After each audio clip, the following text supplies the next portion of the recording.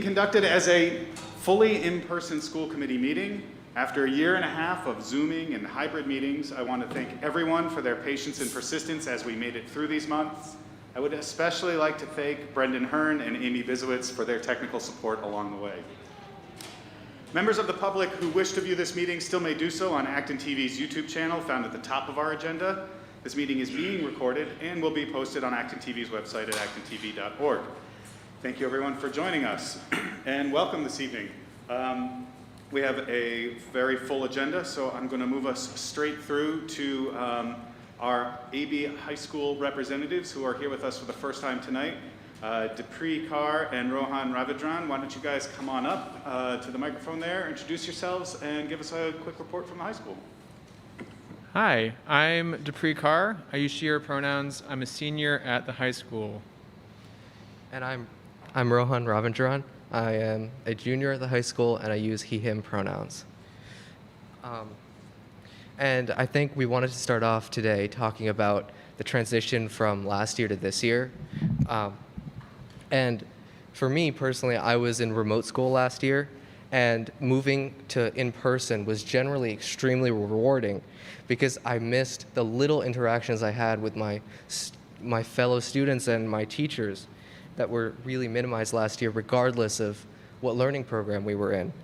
And even though there's more work in my junior year now than my sophomore year last year, I still feel a lot happier now than I did a year ago. And I think that happiness is just a generally felt feeling. And I really only think that there are 3 issues in our school at the present moment that are worth addressing today. So I wanted to talk about those 3, and then Depre has a few more he also wants to mention. So the first one I really wanted to discuss was the amount of WASPs that are in and around the high school and the junior high school. So students really rely on going outside during lunch in both of these schools because of limited indoor seating and amongst a plethora of other reasons. Just being outside is awesome, right? But when you sit outside the high school during lunch, there will always be a couple of wasps just pestering you, trying to eat your food or just getting in the way. And it becomes a serious problem when students don't want to go outside, and it makes it a lot harder to distance inside. And so I think generally this whole situation makes us feel extremely uncomfortable, and I think it's something we need to address for our own comfort and our own safety. And after talking to my younger brother, who's also in the RJ Gray, he says that just up the road, they face the exact same problem. The next issue in the high school specifically is our Wi-Fi. And I've talked to Superintendent Light about this, and he is definitely addressing it, but I just wanted to mention it once more here. So the Wi-Fi at the high school cuts out at 9 a.m. every day. It gets rebooted in about 15 minutes, and that, even though it's 15 minutes, it's still tough to get going once it gets rebooted. And furthermore, AB Guest and AB Device don't really work reliably. In fact, today they weren't working at all. But generally, AB Secure, the Wi-Fi that we use for actual learning, is rarely impeded besides that 9 a.m. problem. And the final thing I wanted to talk about today is COVID-19. And I think everyone is doing a good job about masking. I know you probably want to talk about that later. And the general issue that I have with COVID-19, and I think other students worry about, is in the hallways, in the doorways where fire doors are, traffic really tends to bottleneck to the point where you're in like a crowd. And it's very hard to move through there without getting exposed to 20 or 30 people all at once. So I think that there isn't really an easy way to solve this problem, but I think it's still an issue worth mentioning. And overall, I think the school started great this year, and these are just small impediments that we're going to work through in order to have a great year. Thank you. Yeah, I'd just like to give an anecdote reasonably quickly, which is that I have resorted to walking while I eat my lunch. I'll like take a lap around the high school while eating my salad to avoid wasps. So that's definitely something I've also experienced. Additionally, something that I think I would like to,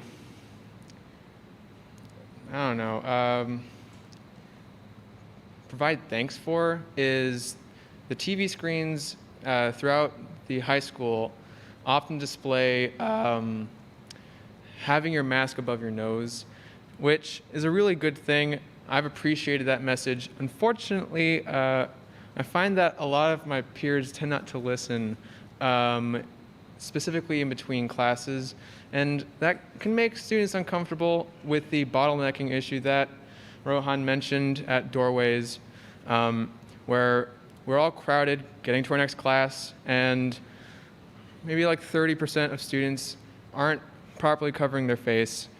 And I don't know, it's hard to imagine there being a comprehensive policy that can address such an issue, but it's something that I feel like you all should be aware of, at least. Additionally, I was in hybrid learning last year. The transition from hybrid to fully in-person was a stressful one. Because I already had access, or like the ability to interact with a lot of my friends because I was in hybrid learning, I didn't notice, at least in my experience, an increase in socializing with my friends because I was already able to interact with a lot of them. A lot of my peers have mentioned that, at least for some of them, that their friends would be in the other cohort, and that'd be a positive change for them when we recombined the two cohorts. I noticed that my stress levels are much higher as the asynchronous days provided the ability to very thoroughly complete my homework with time left over.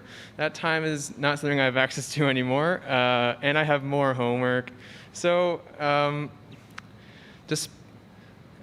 experiencing like pretty noticeable levels of stress, but other than that, my school year's been going very well so far, and I feel like the beginning of this school year went relatively smoothly, and definitely smoother than I expected. So I'd just like to point that out.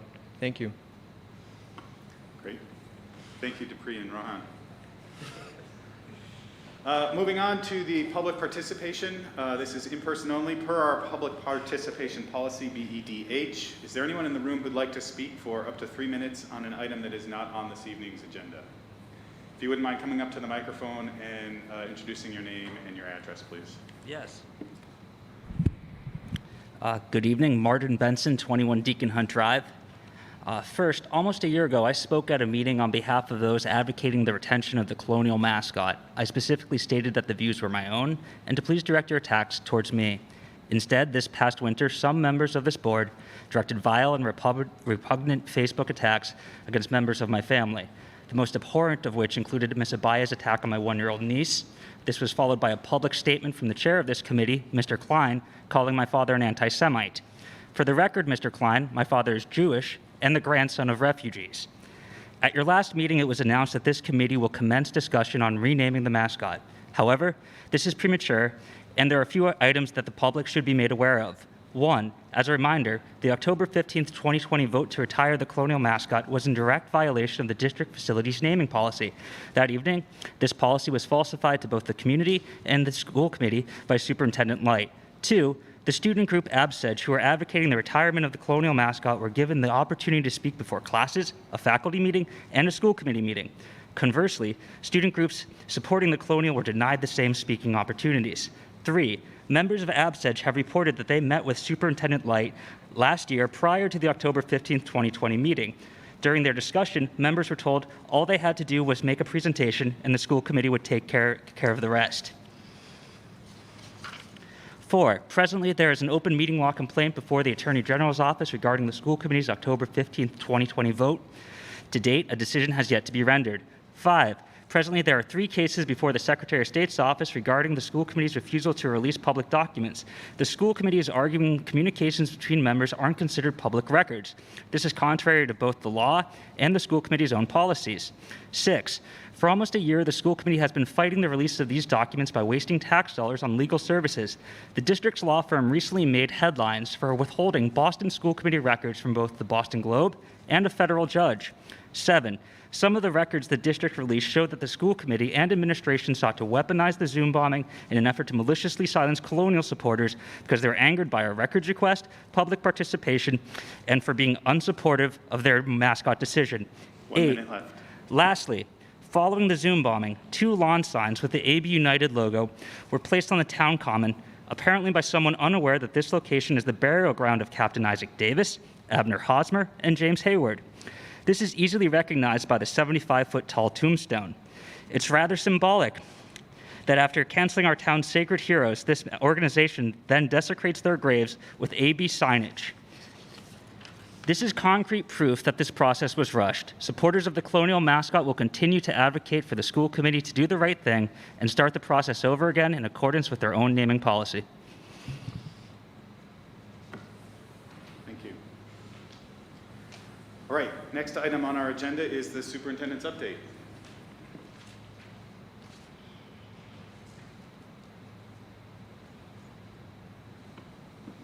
All right, so first I just want to recognize Rohan and Depre. Thank you so much for coming tonight and doing this for us. It's great to have you here. It's also great to have some student voice back with the committee and be able to hear from you. Just a couple of things, we will get right on the WASPs. Thank you for giving me a heads up on that right before the meeting. We'll take a look at it. The Wi-Fi is certainly an issue we're looking at right now. I think, we've had a long-term solution in the works for a while. We actually have we have multiple boxes of high-capacity access points that are waiting to be installed. But before we install them, we actually have to upgrade the, I'm trying to think of the right word for it. It's not the router, it's controllers have to be upgraded first. We actually received an E-rate grant through the state to be able to do that. We actually just signed all the purchase orders and are in the process of scheduling them to upgrade. The long-term fix is going to be a little ways away, but we're trying to work on some short-term solutions to be able to get there. So that's certainly in the works. And I think in terms of, mask compliance, that's certainly something we continue to talk about. The process that we've been using, and I know the high school has really reviewed and junior high with teachers, is, we want teachers to have that first conversation with students and reminders about masks. But then if someone's not complying over time, we just have them follow up with the administration, and then the administration talks with the students.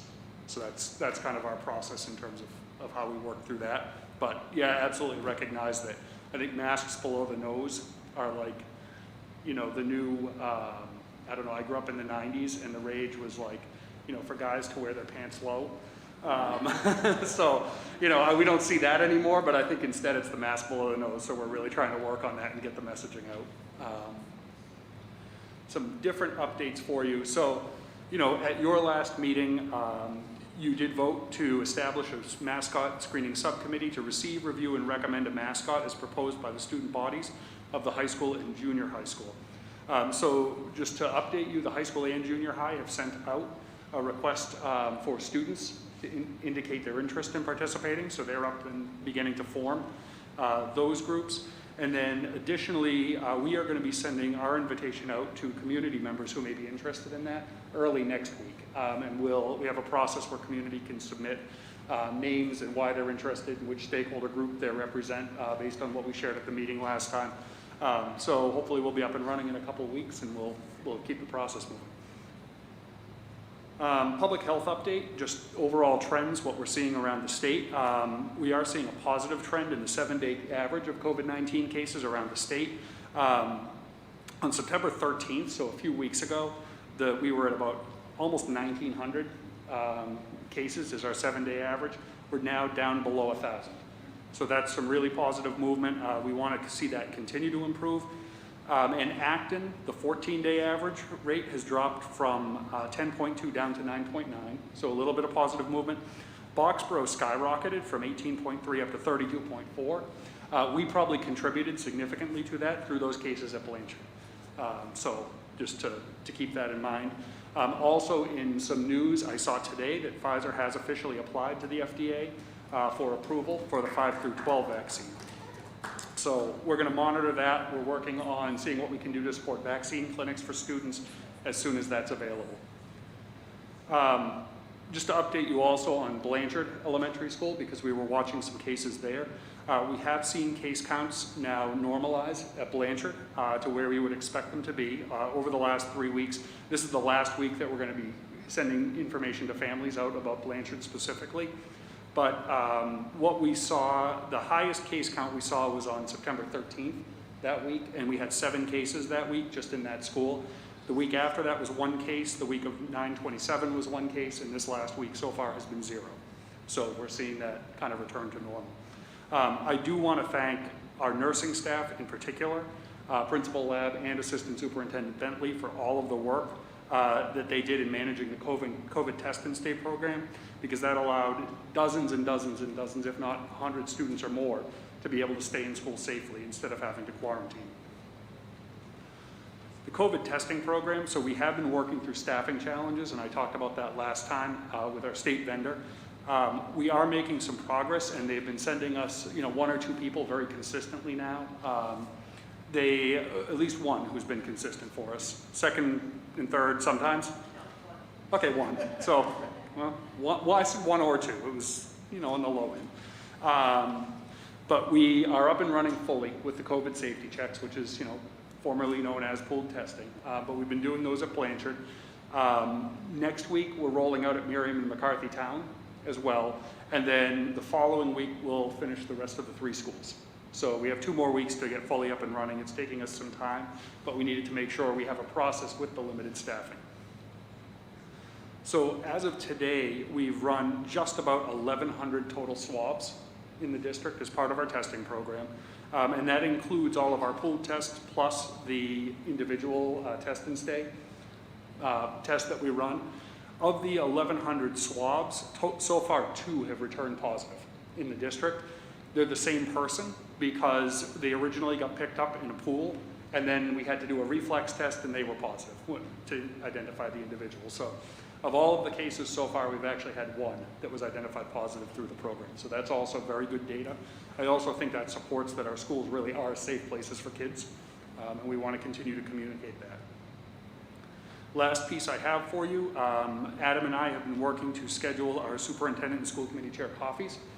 So we will be sending out a schedule of those for families to be able to attend. And we're alternating nights and mornings.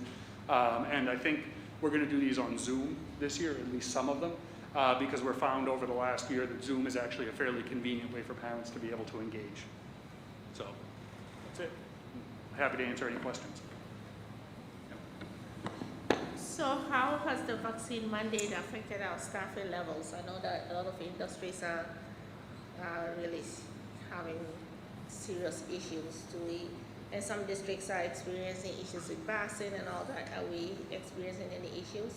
We're watching that closely. There are certain pools that we certainly have more concern about because staffing is already a challenge. I think, bus drivers are an area that, we're watching very closely.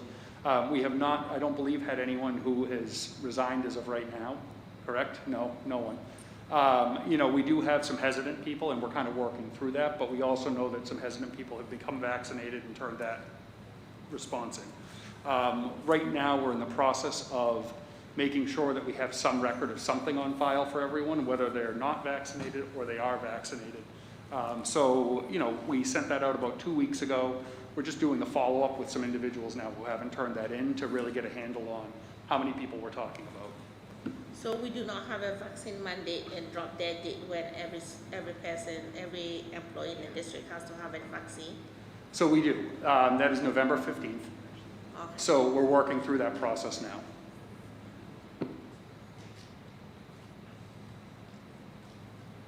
Any other questions for Peter?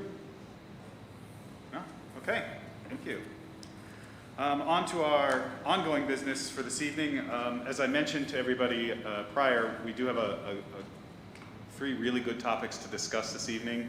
Wanted to start off with the review of our school committee protocols that was shared with you in the packet. And really my goal with the protocols was to sort of have an open discussion for 15, 20 minutes, have the members of the committee share as they reviewed the protocols what they felt were sort of the most important to them, so that we all knew around the table what we felt was important about those protocols. Obviously, we spent a number of sessions crafting and revising these protocols over the previous years, and don't really have an intention this evening to do that again, but do want to give everybody an opportunity to share with the rest of the committee what they felt was an important takeaway from those. So anybody want to get us started? Sure, I guess I'll start out. So in reviewing the protocols, the one bullet point that really stood out to me was prioritize student needs and interests above else or above all else in the decisions we make. I guess the two student representatives who just left, yeah, sure, grab them. So, when we just heard from our two student representatives come in and speak about, their needs within the community, their needs within the school, in particular the student representative who was on the left, talking about the stresses that she was experiencing in terms of returning from hybrid learning. Sorry to drag you both back in, but as I was saying, for yourself on the left, when I heard you speak about the stresses that, if you want to approach the microphone too, the stresses that you were experiencing in terms of returning to full-time learning, one of the bullet points and one of the missions that, or part of the mission statement that we have here, is supporting all students' needs above all else and decision-making there. And what you said really resonated with me as a parent, because I have a student who's 10 years old who's going or who has returned to full-time learning. And again, the stresses of returning back, the social interaction, the amount of homework, even though fifth graders really don't get much homework. The fact of the matter is this is a huge transition, and I want to thank you particularly for standing up here and speaking out in terms of using your voice, as that bullet point to me is so powerful and so important that we don't lose sight of that. So sorry to make you an example, but thank you once again. Absolutely. Thank you for hearing me out. Thanks, Ben. Anybody else? Yes, please, don't feel that you need to stay. We just wanted you to hear that. Tessa. Well, I obviously spent a lot of the time crafting these, but I just remarked, looking at them again after some time, I just noted how often we mention being actively anti-racist, and I know that we haven't talked about that in a while, thankfully, because I think we haven't needed to address specific things, but I think it's a good reminder to all of us that this is part of our mission, and it was something that we all agreed to, and that it's something that's continually part of our work, even when we're not addressing incidents of hate, because we're being proactive in that work. Thank you. Evelyn. So the bullet point that resonated with me was the one that says, empower school committee members to freely express their opinions, concerns, and ideas in a climate of trust and mutual respect, even in times of disagreement. And I think that the last year, we've realized that this has been an area of contention, and that when we sitting here are trying to make the best decisions for the community, it could be taken adversely. And we've seen how this has been prolonged over a whole year, where people can't just let it go. And it doesn't mean that when we sit here and make decisions that we're making them from a personal perspective. We're making it for the interest of the community, and we hear people. And one voice does not necessarily overshadow the other, but sometimes you have to make decisions that are for the collective good of the community. And when I look at the fact that I signed this document here, and I've made decisions that have affected me and my family personally, and still adversely affect most of us sitting in this community, around this table, I don't know what to think about that bullet point, because it's we signed up to do the right thing for the community. People have to trust that the decisions that we make here are for the collective good of the community, and that oftentimes decisions are not going to be swayed to another group, and that it's not a win or lose situation. It's not a competition. It is what will make this community a better place for everyone to feel welcome and live in. And I don't know. Thanks, Evelyn. Amy? I just wanted to respond a little bit to Evelyn because I completely hear you and agree with you, and that has definitely been something that serving on this committee is always difficult to deal with. So I hear you. What I do really appreciate about this last year and the very controversial vote that we took, or it wasn't controversial for the committee, that everyone really listened and came in with strong personal statements based on information that they heard. The discussion was informed and respectful of each person, and then the decision was made. So that is one thing I think that we did do really well, was in a difficult discussion, had respect amongst ourselves. And I think that's all we can do as a committee in our protocols, is just that we have to function at the level of listening and respecting each other. Thanks, Amy. John? The preamble, supporters of public education, is deeply meaningful to me, as this speaks to our communal effort to provide a powerful educational foundation for each student.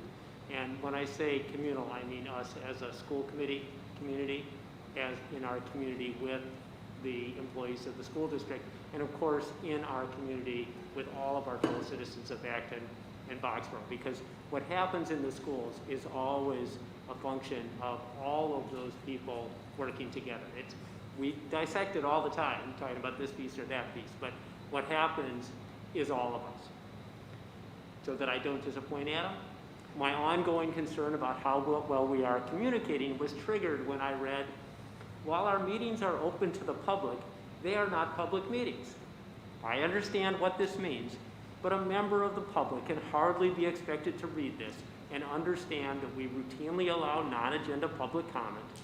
At the chair's discretion, we allow public comment on agenda items, and from time to time, we actually embed extended public comment into our meetings. Since this is listed under the header of maintaining effective communication, I encourage us to do better. Thanks, John. Andrew? I was going to say a lot of the same things, but the last bullet is the one that really resonates with me, striving for efficient meetings, so I'm not going to say anymore. A man after my own heart. I'll add to that and say that one of the ones that stuck out to me was around debating both respectfully, efficiently, and effectively. I really appreciate the conversations that we do get to have around this table, but at the same time, we all have very busy lives. We all want to get back to our families and our lives at the end of the meeting. So I want to make sure that everyone's voice is heard, but at the same time, I want to get home at a decent hour. And so doing something that's both effective and efficient for me is one of my key goals. Amy.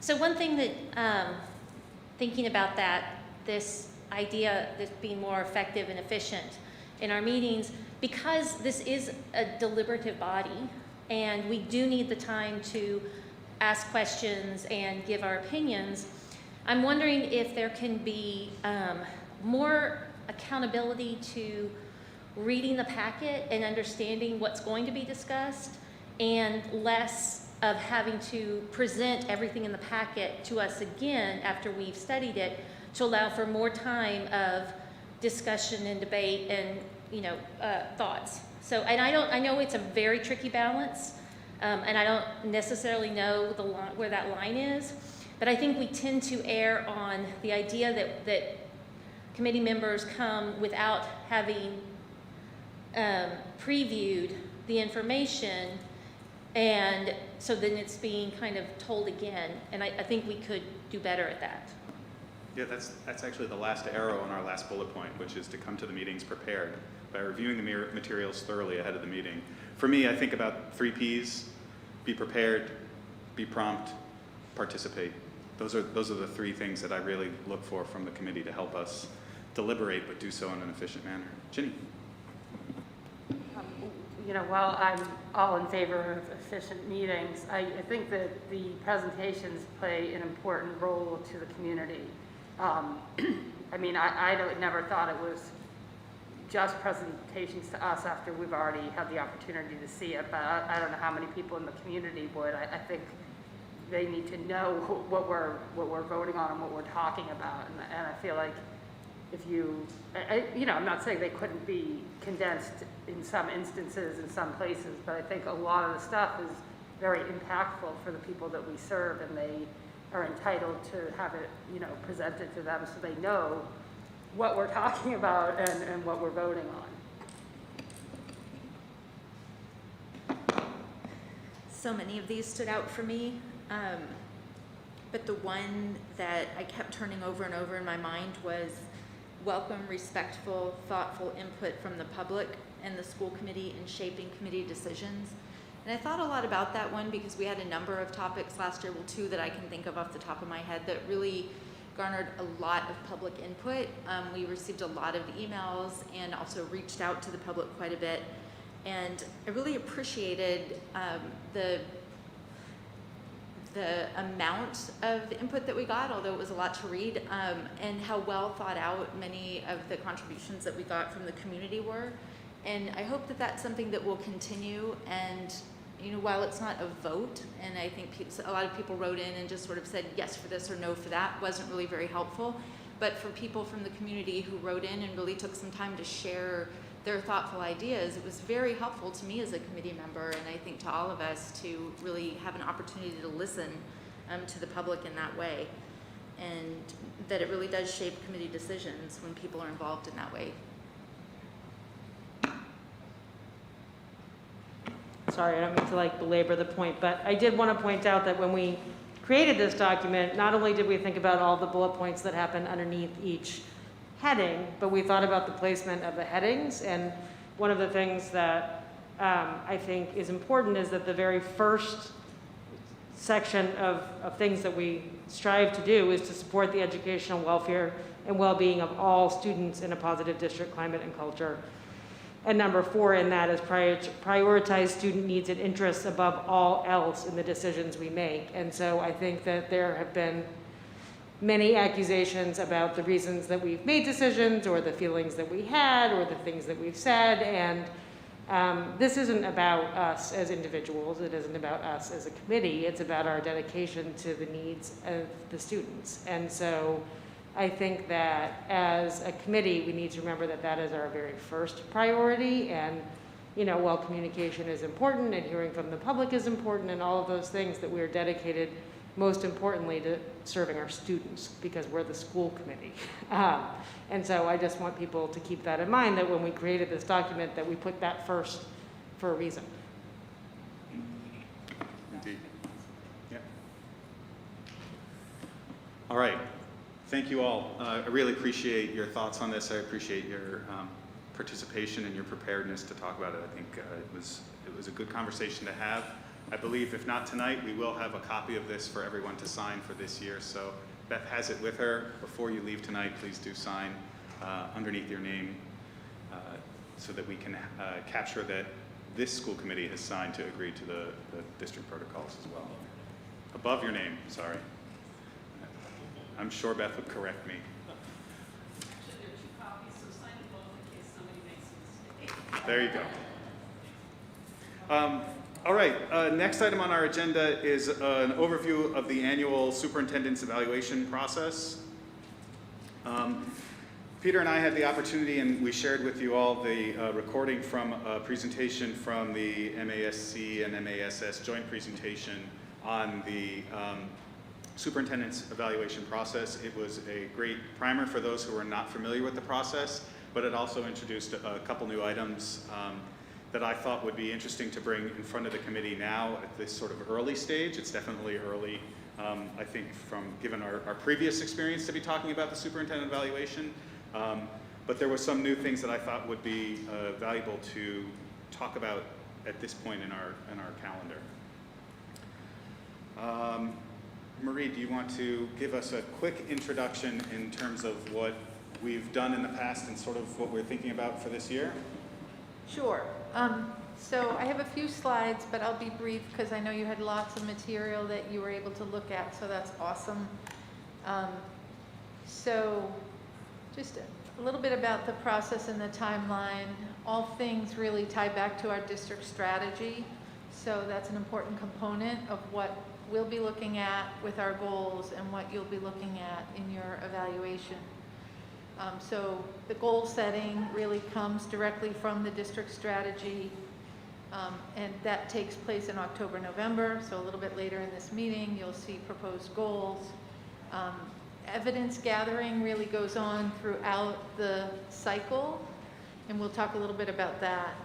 And then in May, we ask you to do an individual summative report for the superintendent evaluation, and then the chair takes all 11 of those reports and turns it into a consolidated report that is brought to a public meeting in June. So goal setting tied to district strategy, you'll see one professional practice goal, one student learning goal. We don't have those yet, so tonight you're going to be looking at the district goals. And they encourage the use of 2 to 4 of the district goals in the superintendent evaluation, along with one professional practice, one student learning. I think it's clear to everybody, but this process is very comparable and parallel to our process for our teachers. So this is the same type of process that happens with our teachers. What's different is we observe teachers in the classroom 5 times in the course of their evaluation cycle. With the superintendent, it's more like ongoing observation and evidence gathering. When you rate at the end of the cycle, when you do ratings on goals, you're looking, were the goals exceeded, met, was there significant progress, some progress, or did not meet expectations? I know you know this, there are 4 standards: instructional leadership, management operations, family and community engagement, professional culture, also very parallel to the teachers' standards.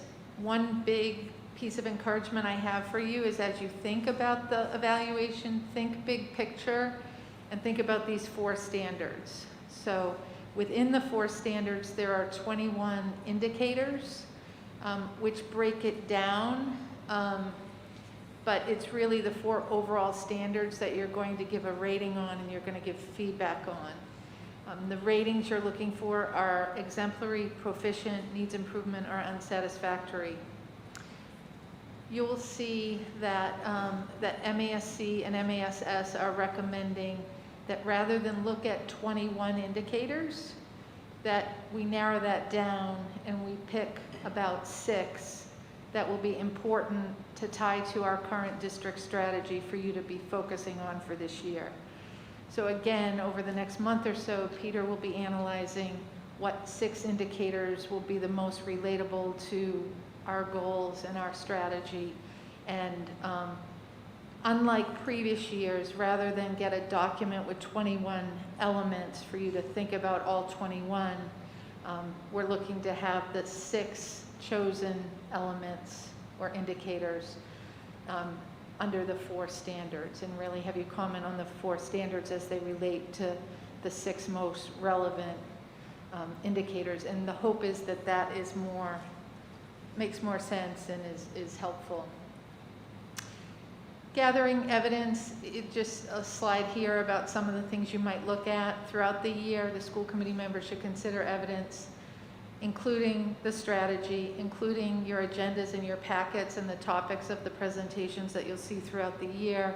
Some of those presentations will relate to the goals and the items that we're working on in the strategy. Certainly you see plenty of superintendent communications, community coffees and forums, goals updates. There's a lot more that you'll see throughout the year, but you have lots of evidence to feed into your ability to analyze those standards and indicators. So at the end of the cycle, you'll do an individual summative evaluation. I think it's important up front to know what you're going to need to do in that. And you're basically going to need to give ratings and feedback on the goals and the 4 standards. So those are the things to be thinking about throughout the process.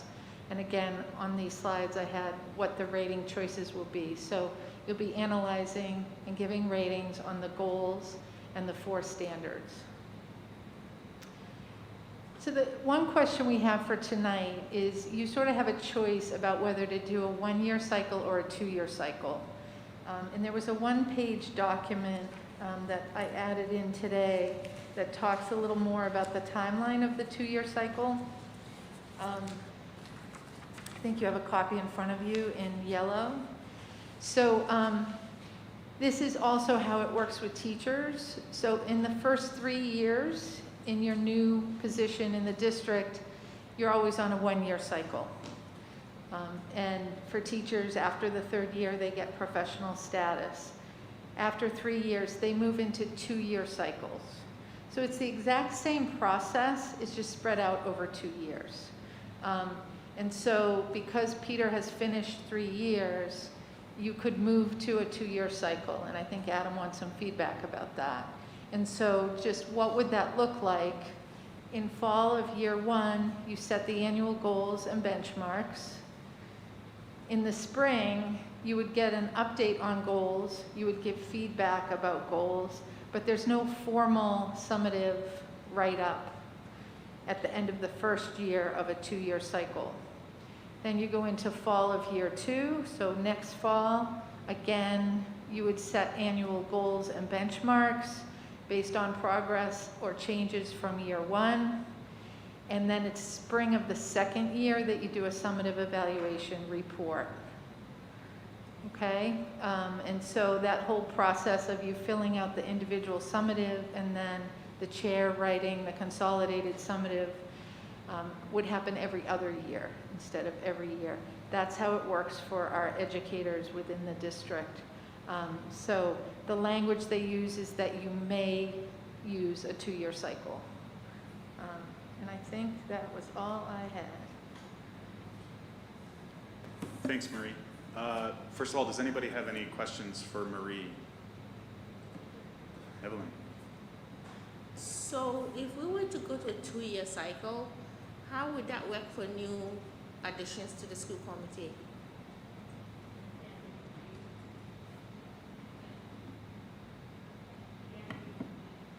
Tessa said, and people who leave. And people who leave. Like, Right. if this was someone's last year and they didn't run again next year, then their feedback is essentially lost. So I think you guys would have to think about that, and you could talk about that. The tradition with the school committee and what's in the policy is that the June write-up is being done by people who were on the committee for that year.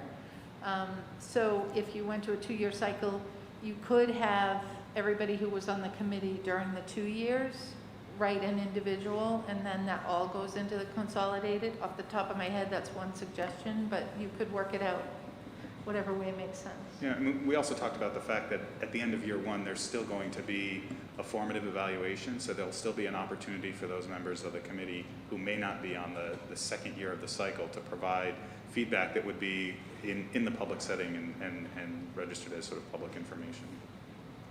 Amy? So the way I'm reading this, and I just want to clarify, typically we have in a 1-year cycle, Peter would do a mid-cycle kind of review, which would be, January. And this would, if by going to a 2-year cycle, it would kind of expand the process so that you do that kind of mid-year review at the end of the first year, which I think makes a lot of sense because it does feel very rushed to like set goals and, okay, now how are you doing on those goals? And okay, got those goals met, so.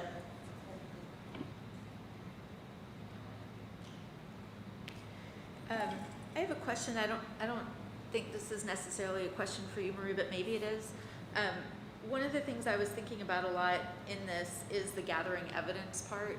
So this is a part I always struggle with, or have in the last 2 times I've written the evaluations, and that is, I don't know if this is the right place for this question, but when I'm evaluating someone for job performance, outside of school committee, it feels unusual to me that all of the information that I have to do the evaluation is information that's provided to me by the person I'm evaluating. So it's just this strange tension that I have, and I don't mean to direct this as a question to you to solve, but it's just something I kept thinking about with gathering evidence. Are there no other channels of information for me as a school committee member to use in evaluating the superintendent other than what is being shared with me by the administration? I don't know if other people have wondered about that, but it just... So has I'll felt add to strange. it, and then maybe I'll look to Marie for a little bit of clarification on the inner workings. But in addition to the school committee providing their input on the superintendent and evaluating him, requests go out to the community as well as the other employees of the district, if I'm correct, and that is collected by the administration. And since I've not been part of this process as sort of the person who's writing the summary, and maybe Tessa could also answer this, that information is then provided to the chair or whomever's writing the sort of public summary to include that other feedback. So really if I understand correctly, what you're doing as a member of the school committee is providing your view and your opinion on what you've gathered in terms of working with Peter, the evidence that he's given you, and what you've seen in working with him on the school committee. Tessa, do you want to add to that? Yeah, I mean, I think that in past years, and I do think what Marie was suggesting, that only the 6 indicators appear on the evaluation, is helpful, because I think that of all the 21 indicators, there's things that we are not responsible for. And so I do think that became kind of a tension, as Nora said, when looking at that, like, how am I supposed to know how the teachers feel about him? Like, that's not really our job, right? Like, our job is to look at how the evidence that we have received as school committee members in seeing how his goals have been met, achieved, not achieved, whatever. What I was going to say is that my concern as someone who had to write the summative report twice is that if we go 2 years, there's a lot of not gathering evidence that goes on. I mean, when I read the formal evaluations of the whole committee, I would say maybe 3 people provided solid evidence that I could use in a summative evaluation. So it left a lot on my plate to gather my own evidence, you know what I mean? Like, not that I hadn't done that anyway, but like, I worry that if we're gonna go 2 years, there's gonna be, I think it just needs to be a more supportive structure for committee members to have regular check-ins and things like that, because by the time you get to June, I mean, everyone's tired. School committee members are tired, teachers are tired, students are tired, Peter's tired.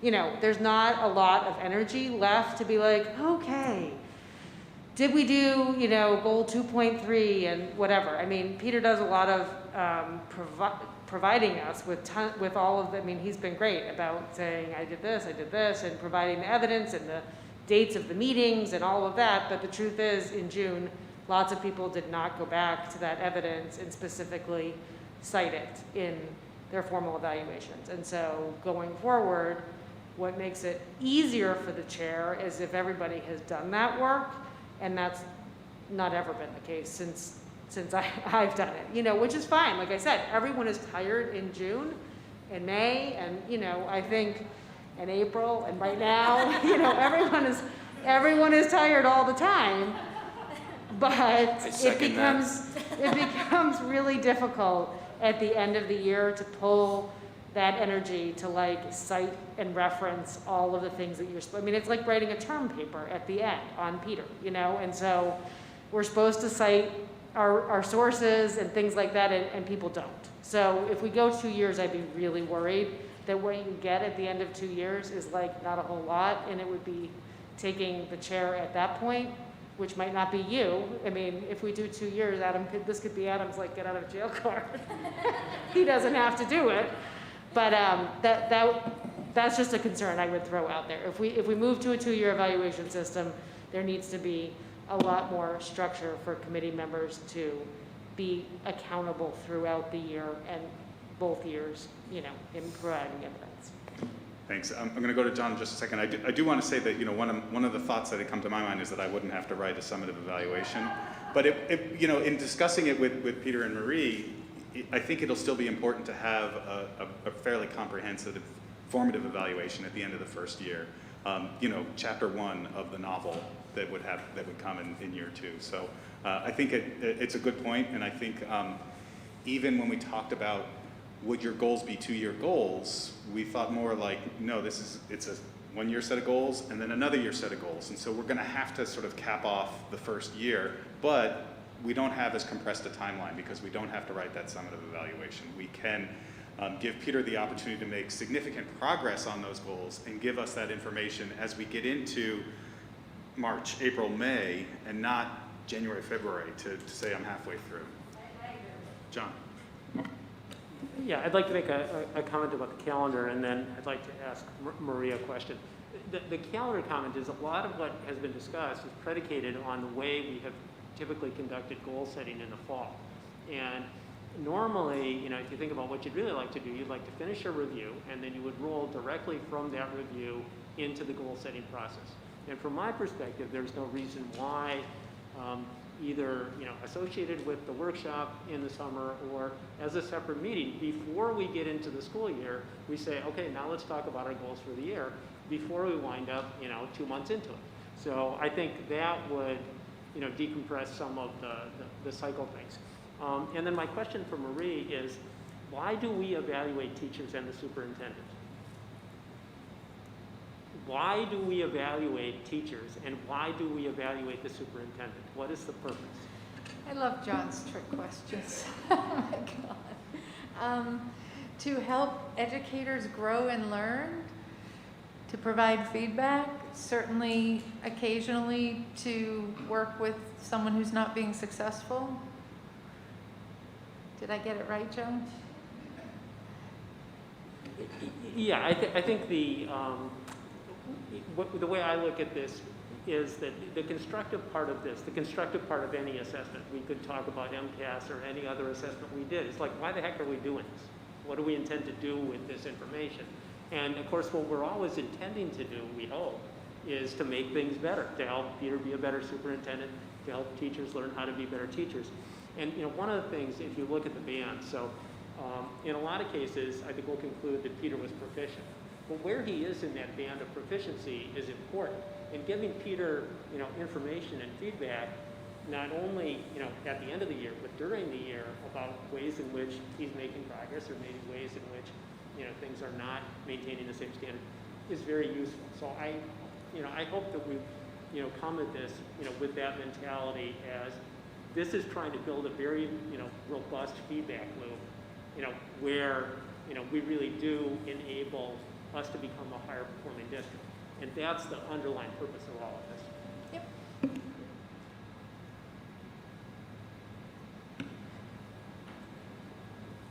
I have a lot of concerns about the idea of a 2-year cycle, and one of them is that I'm thinking about the length of a term of a school committee member is 3 years. The first year is a flood of information and getting up to speed, which leaves really 2 solid years of sort of having your feet on the ground, knowing what you're doing, and giving some good feedback to Peter, to the administration. And I really worry about a 3-year term having possibly only 1 evaluation for a school committee member, or possibly 2, but one of them would be at the end of your first year.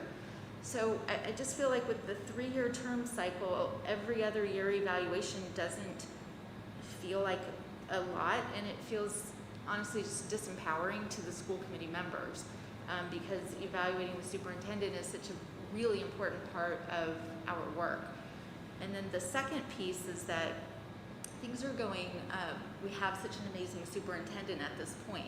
I think that there's a lot of trust and respect that I have for Peter, but I can't help but think about what if we had different superintendent at some point in the future that we had a different relationship with, and the evaluation only happened every 2 years. I can just imagine being in the midst of the sort of uncomfortably rocky year, knowing that the evaluation doesn't come for another year beyond that. That could be really uncomfortable as a school committee. And I know that we would be doing some other forms of evaluation along the way, but I think that if we wanted to give some really clear corrective feedback as a school committee to a superintendent, for whom we had concerns, a 2-year process feels too lengthy to me. I would be really uncomfortable agreeing to that. I think that's a good point, Marie. Yeah. Thanks.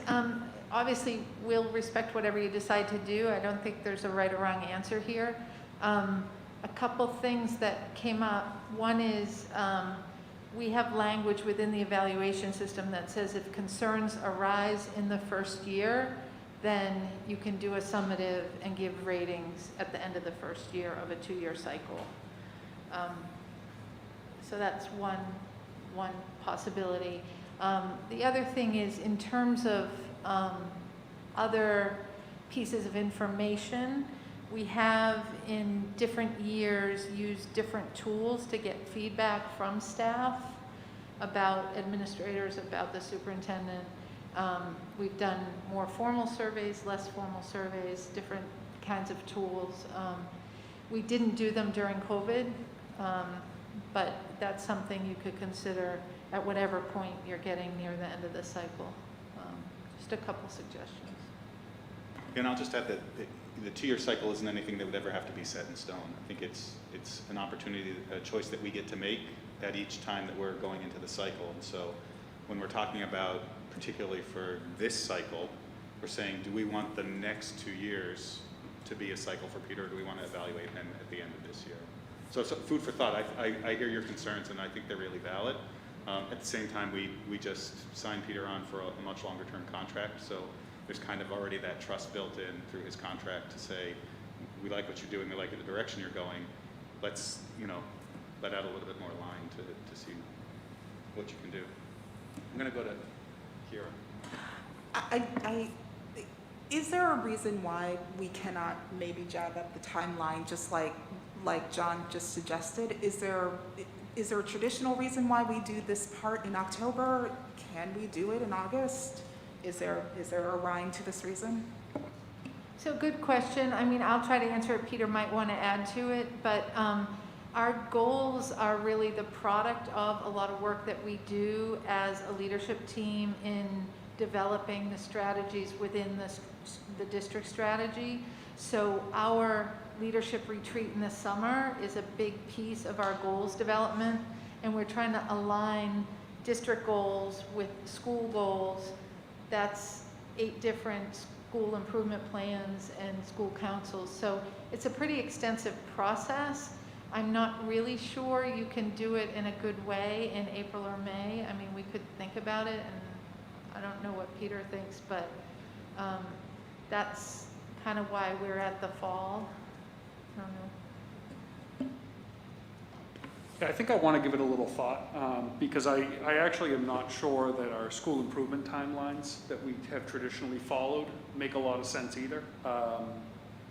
And I think I'd want to talk to the leadership team, but because I think, if we're looking for more cohesion between district and school improvement plans, I don't want to make any decisions about a district timeline in the absence of getting some feedback from principals too, because it would have a significant impact not only on their work, but the work of their faculty, staff, school councils, things like that, that then have to react to it. So let me give it a little bit of thought, if that's okay, before I respond.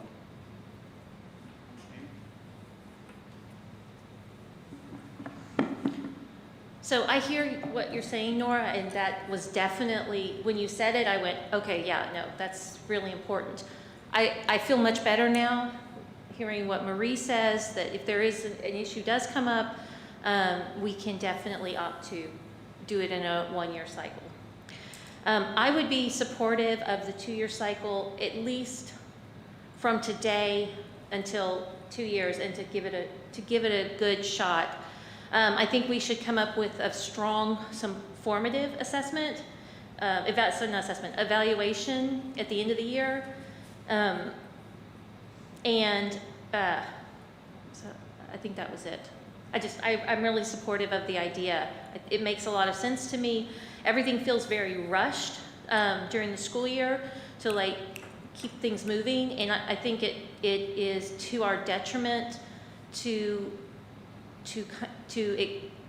expect that, and we're not allowed to kind of really take time to do things well. I mean, we are doing things well, but I'm going to stop talking now.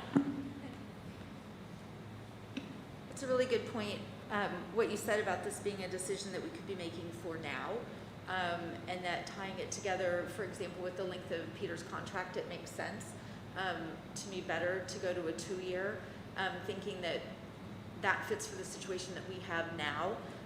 So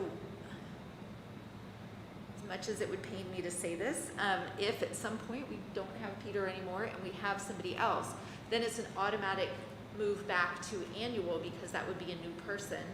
And if something were to go awry and Peter completely changed into a different type of person and we felt concerned, suddenly we're like, what happened to Peter? Then what you're saying is we would be able to evoke as a committee, we have some concerns, we'd like to go ahead and do an evaluation now. What does that process look like to do that if we needed to do that? I think we'd have to think about it, but sort of like we shared already, where Peter will be preparing evidence for us for a formative evaluation at the end of year 1. And so it's not a significant step to move from that formative to actually providing ratings on the indicators and standards that that we would need to put together for an official summative evaluation. Tessa? I just wanted to respond to one other thing that Nora said, which is that it would only happen in your first term of being a school committee member that you'd possibly only hit one evaluation. Because if you run and are elected for a second term, your first year isn't your first year anymore. It's your 4th year. You know what I'm saying? Like that would only happen in somebody's first term as a school committee member if they were either not elected again or chose not to run again. See what I'm saying?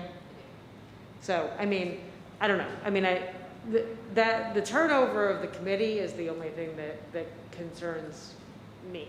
I mean, we've been living in a time of lots of superintendents over many years, and so this is the first time we've had stability for a while. So these are all things to think about in terms of that. It makes tons of sense to not have to go through this process. I mean, it's been arduous the last couple of years to have to do this every single year because it's not been just with Peter, it's been with others. So, I mean, I get that. I think that makes a ton of sense and I'm supportive of that.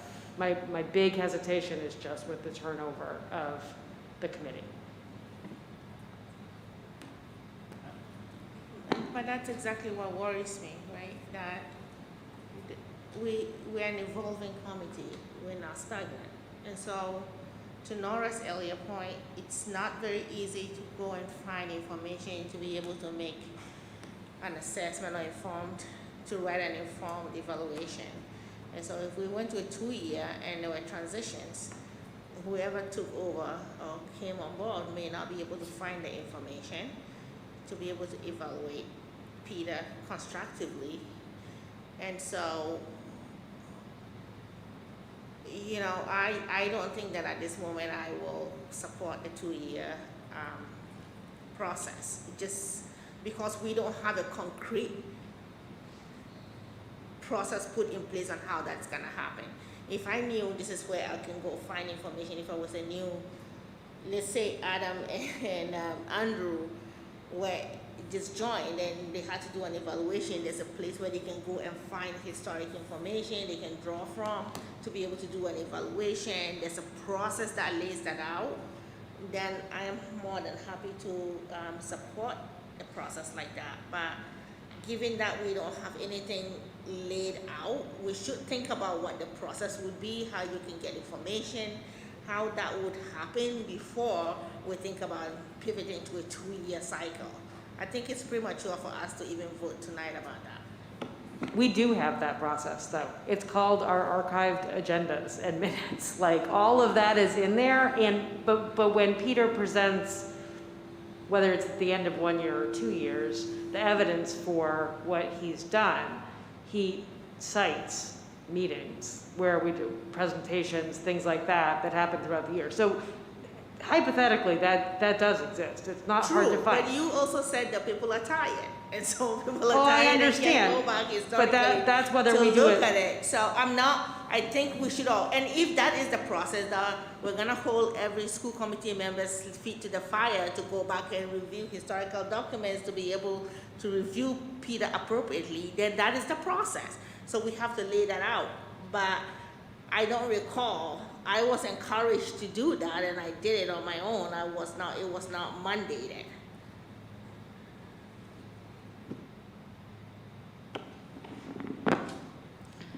So, a new school committee member, their first year, if that is the end, so their first year is the end of the 2-year cycle, I don't see how you could possibly expect them to evaluate the first year of the 2-year cycle. I think you would take the information from the previous person who wrote up a formative evaluation and include it with, with the information. And that really if you come in, you're only responsible for the year that you've served on the committee. I mean, I don't see why, I can't imagine that it would be any other way.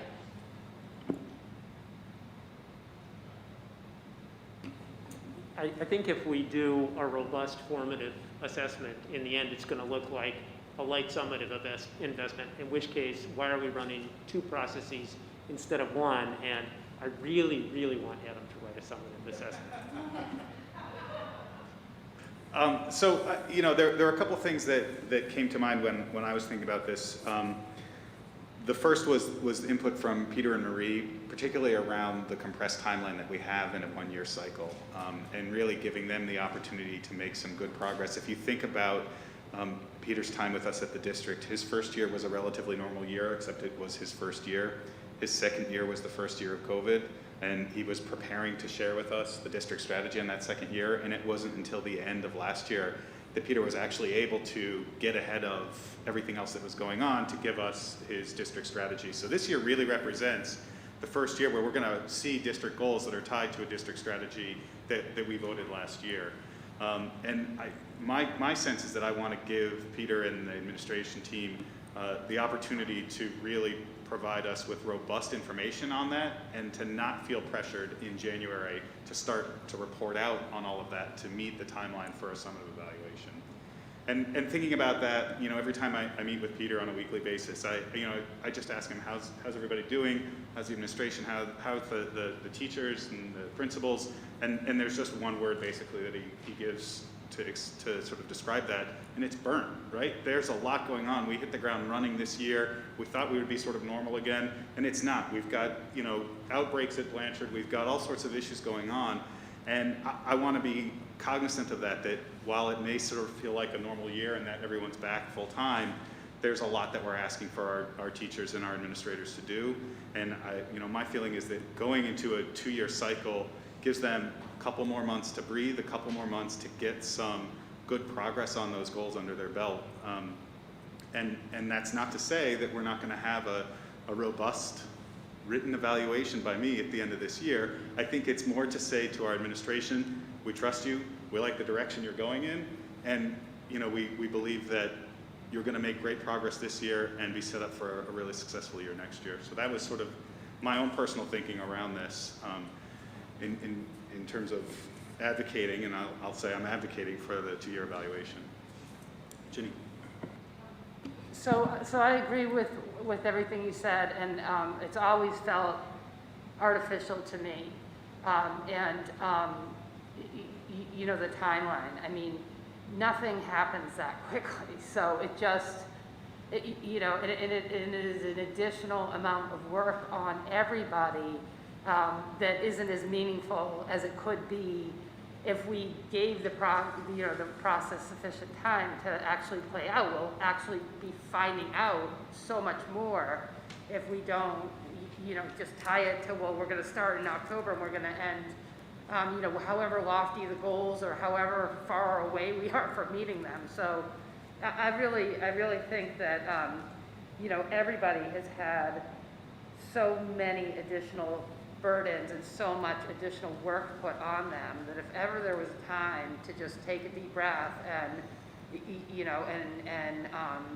this year is not going to be easy. So why wouldn't we just say this is a really good time to see, if we could have this process play out over a more meaningful period of time.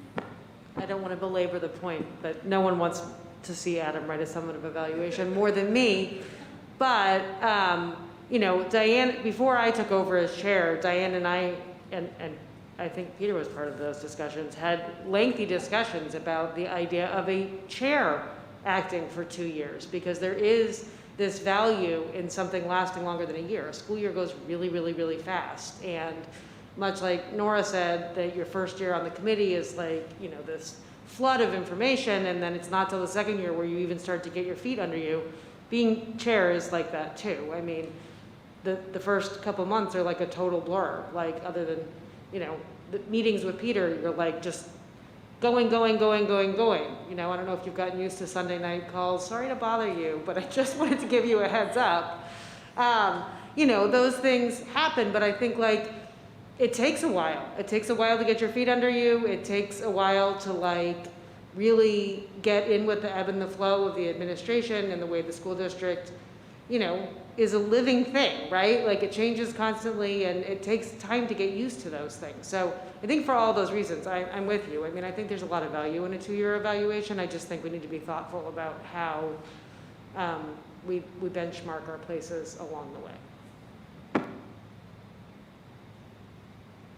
All right, so I appreciate the conversation and the input.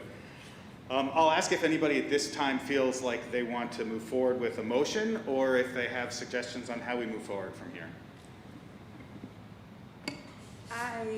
I would love to see a new timeline written out somewhere before we vote on it. I think that would be really great. Just something with benchmarks and timeline, and then we can all look at it and say, yes, this makes sense. Okay, great. I think that is a fair compromise to make sure that everyone has a good sense of how to visualize what this will look like.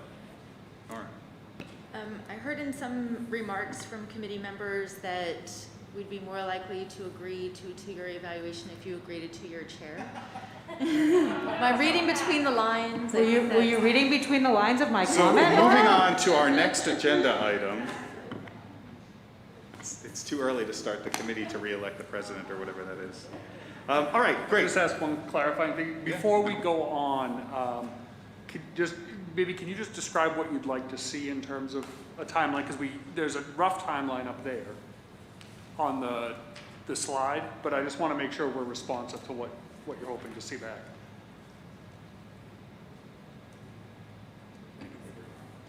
I would like to see that timeline with maybe slightly more detail. I think that perhaps we could do,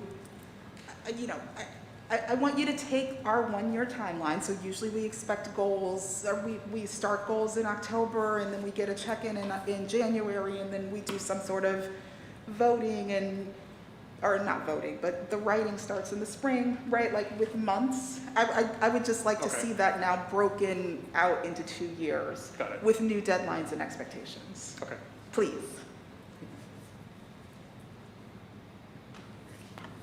I just want to respectfully say that I'm comfortable with this timeline in voting tonight, but I am absolutely respectful of the decision that the committee makes. Just to expand on the timeline, I also see that this could be done as 2 scenarios. So there's a scenario where we would do the 1-year cycle this year and then begin a 2-year cycle. But I think the issue with the way this is laid out is the activities need to be in months, not in fall. Fall doesn't help you figure out what's going on. And there's a big difference between the point that you raised, Peter, about should the superintendent's goal-setting process lead the district activities, or should the superintendent's process be an outcome of the whole leadership team coming together? And obviously there's arguments for both approaches. So I think what I would like to see come out of it is your thoughts on that, and then sort of a month-based calendar with the option to say that, yeah, we could start the 2 years now, or we could start the 2 years next year. Some scenarios of why one would be better than another. I would like to add that mayhaps because this chair just wiggled out of writing a big report at the end of the school year, that maybe he could also give our members benchmarks on when we might be finding evidence, or, you know, just like little suggestions as when we might want to tap in and find whatever it is that we're supposed to be citing, so that way there's not a lot of cramming for the test at the end of the 2 years. I would be glad to, and in fact, part of the work that Peter and I are doing around setting the meeting agendas is to take the goals that we're about to go through and find those times in our agendas to make those presentations. And so we can be very clear. I'll take my gavel and hit anybody over the head and say, this is related to the evaluation time, because that's what the outcomes will be. That's what the evidence will be that we'll use. Tessa. Just one little suggestion, but if we're starting the beginning of a 2-year, presumably we may be starting the beginning of a 2-year cycle now, which is fall, which is October, if you want to put a month on it. I wonder if in fall of year 2, you know, we have an August meeting as a school committee, and that's like our first meeting, presumably after you've had your leadership retreat and all of that. And I wonder if in fall of year 2 or end of summer of year 2, if we were doing a 2-year cycle, if it would be possible to come with really sketchy, like, this is what we're thinking, or what have you been thinking after a year of doing this, you know, and have that be maybe a initial purpose of a workshop meeting, whatever it is, so that we're starting that second year a little bit earlier. And then maybe October could still be an official presentation of what the goals are, but the committee could be involved as part of that cycle in kind of reviewing and thinking forward. All right, Nora, and then we're going to move on. No. I was just going to say I'm swayed by this discussion and am very much now leaning toward the 2-year cycle. Makes a lot of sense to me. So I don't know if it makes a difference to the administration if we vote on that now or wait till next meeting, but knowing that the schedule with it, you know, more fleshed out with dates is coming and there's some thinking about that, is it helpful if we vote tonight, or do we want to wait? I'm happy to have Peter and Marie and I work together on putting together what a 2-year calendar would look like. I don't think there's going to be much of a difference between us working towards a 1 or 2 year evaluation in the next 2 weeks or so. And I hear from plenty of members here that while they're supportive, they would like to see some more details on it, and so I think that's probably our best way to move forward. I would rather see something before I vote. Yep. Okay, thank you everybody. I really appreciate the feedback there.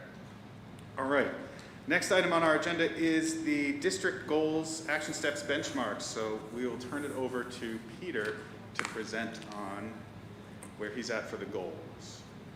And we did have in our packet a nice thorough memo from Peter and a really detailed set of what the strategic goals are, and how he's going to present on them some more. All right, so hello again, everyone. So, you know, the purpose of this presentation is really just a high-level overview of the goals and action steps we want to take this year. You have the full detailed document. As you know, I discussed this with Adam over the last, probably better part of a month almost.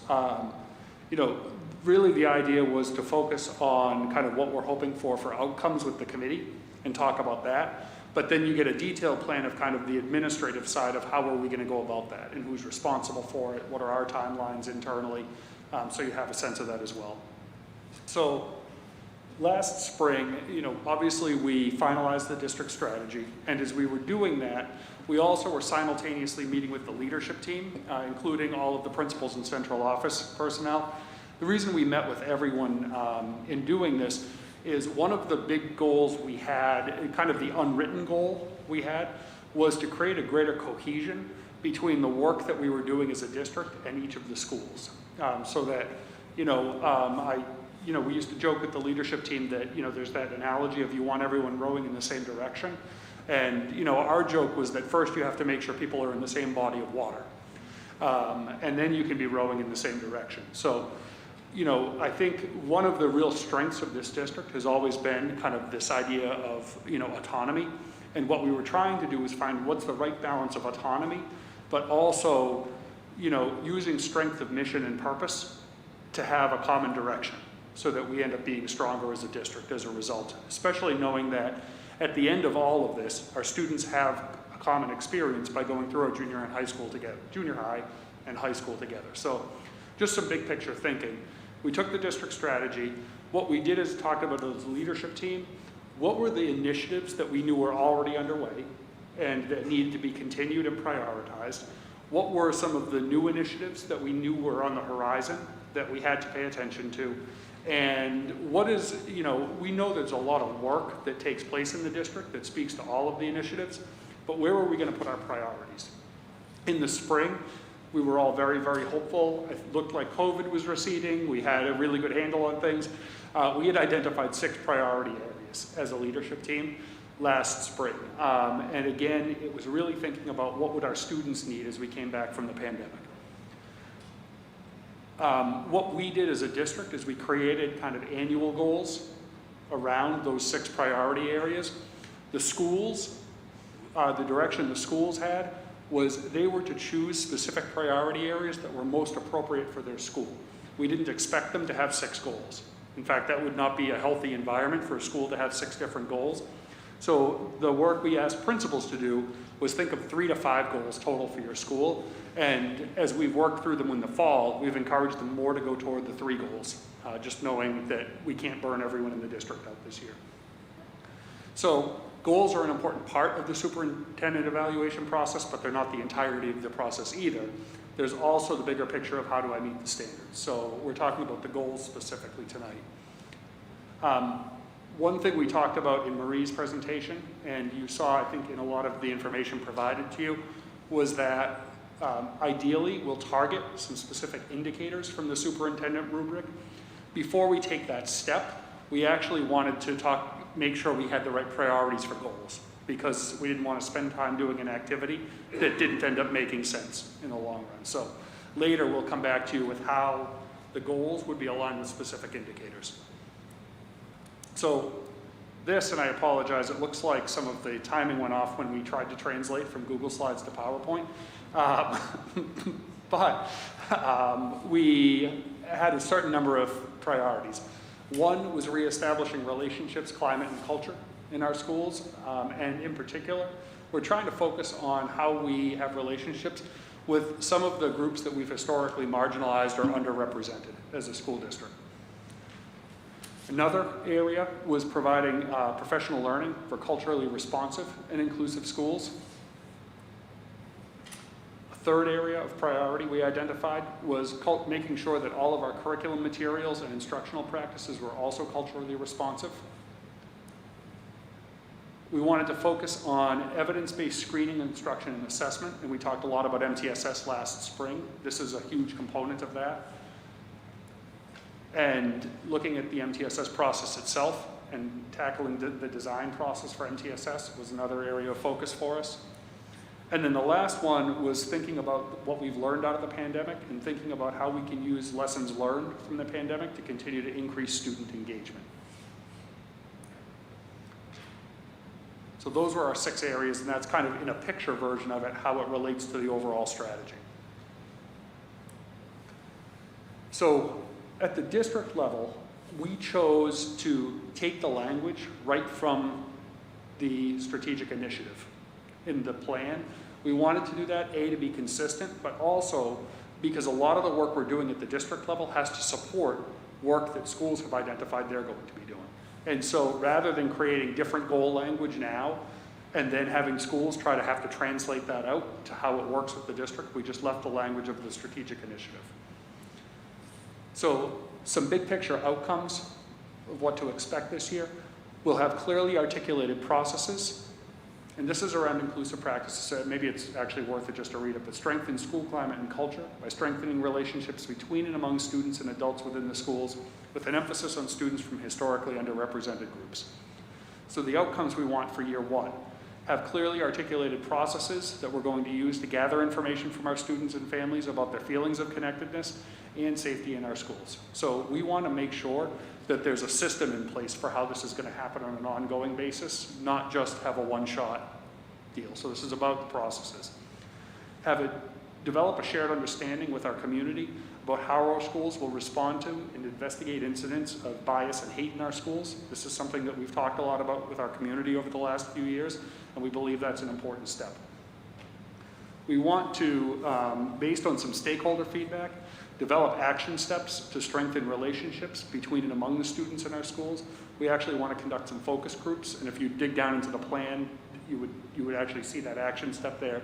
But really think about some surveys and focus groups to better understand how different groups of students are experiencing our schools, and then develop some action steps for how we're going to improve that. We want to increase engagement with our multilingual families through regular engagement evenings, expand on-demand interpretation services for them, and we're actually piloting right now an application to improve two-way communication that allows educators and families to text back and forth through a school actually sanctioned program that will automatically translate texts back and forth between families and students, families, students, and teachers as well. And then finally, we want to make sure we publish a website with information about our school resource officer program. A couple of these outcomes here do come from information that we gathered from our family advisory last year, and hopefully you remember that presentation in May. But we wanted to also bring in some of those recommendations into the outcomes for this year.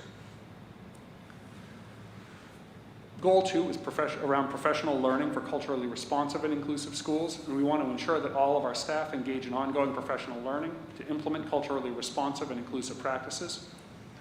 So some outcomes: we want to identify a framework for culturally responsive and inclusive practice. There are a number of different versions of frameworks that different organizations hold, but we want to make sure we have one that we can use to talk about what this looks like in our schools.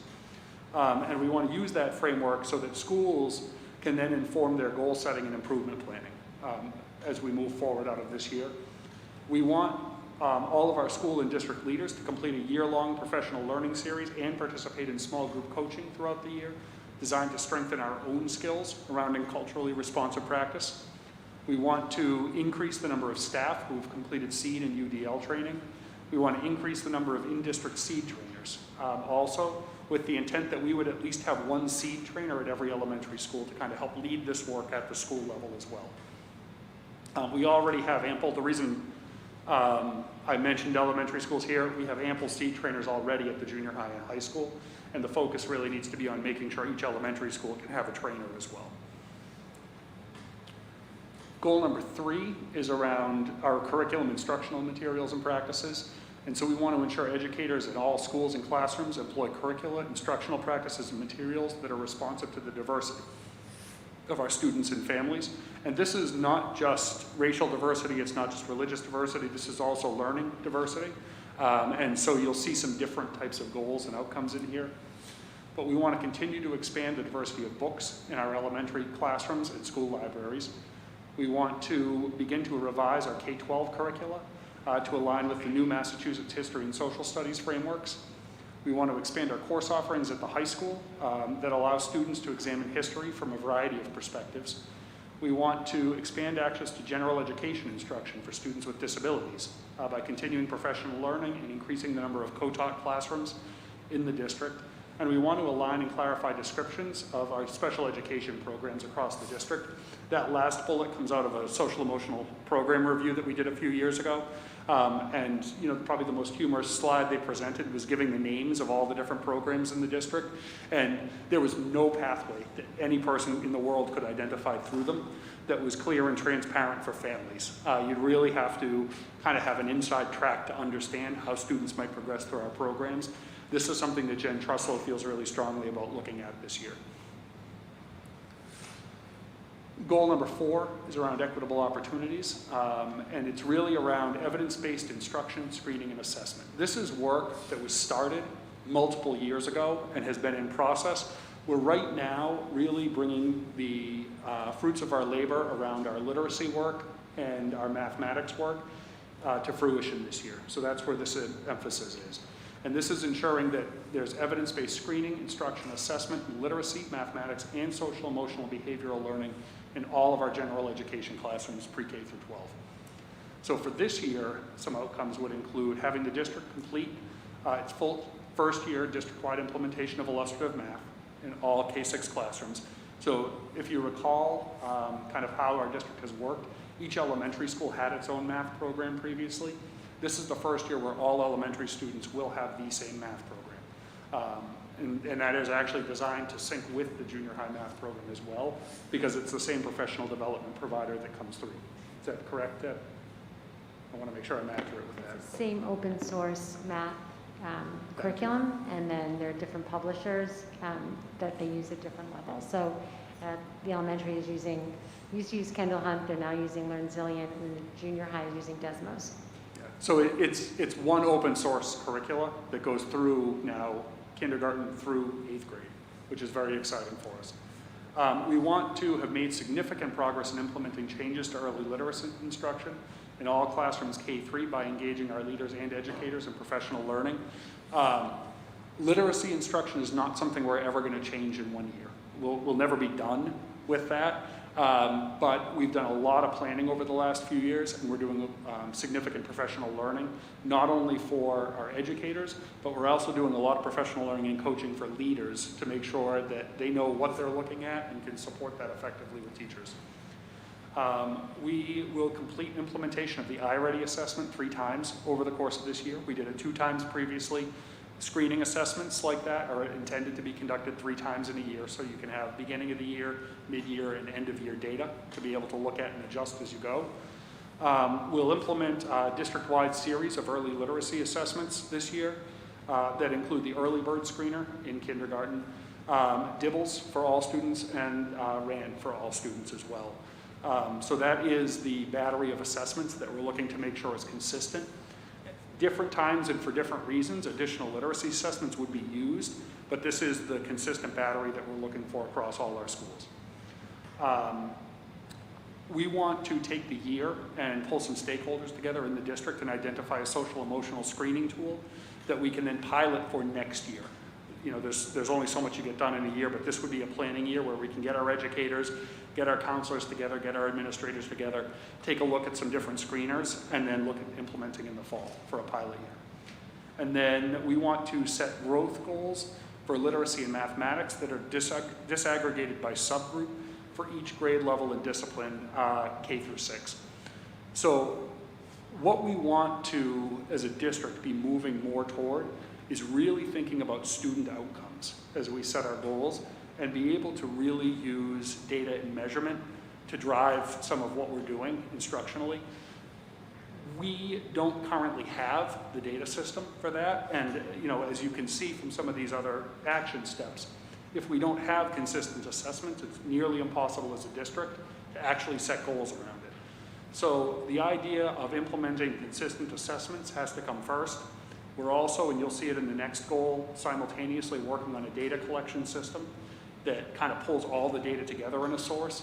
And then we would finally be able to set some goals, look at them by subgroup, and then as we go into future years, you'll start to see those goals now more shift into student learning goals, where we say, look, we now see, based on a series of assessments, that we're having kids struggle, particularly in literacy, around vocabulary in grades 4 and 5.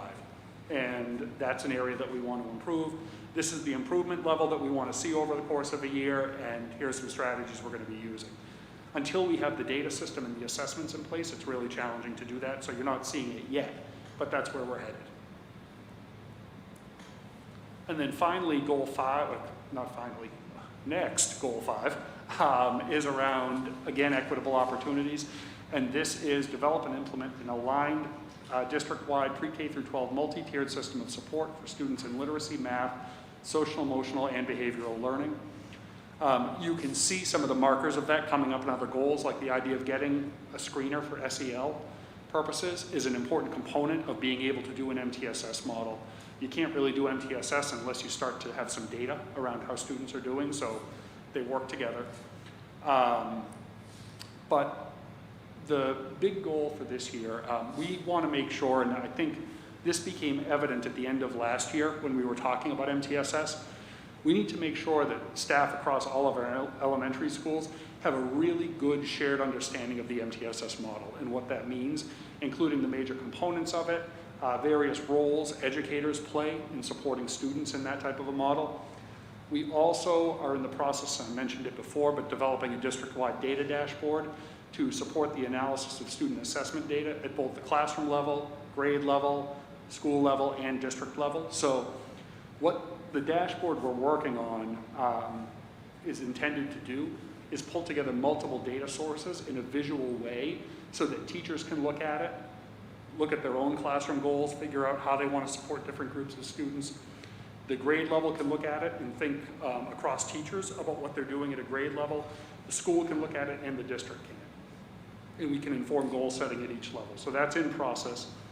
We want to convene a district-wide planning team and publish some district-wide MTSS guidance that includes some of the non-negotiables that all schools should have in place, but also identifies opportunities each school can use to personalize what MTSS looks like at the school level. That team would be a district-wide team, educators, classroom teachers, special educators, EL teachers, counselors, administrators, really bring together all of the stakeholders involved in that planning process to help create that district blueprint and have that in place. We want schools to think about developing over the course of the year an MTSS action plan, and what our administrators want to do is be able to use an MTSS self-assessment that we introduced this summer to school-based leadership teams to actually talk with their faculty and let faculty do kind of a self-assessment of where each school is at and set their own priorities for how they need to grow an MTSS model.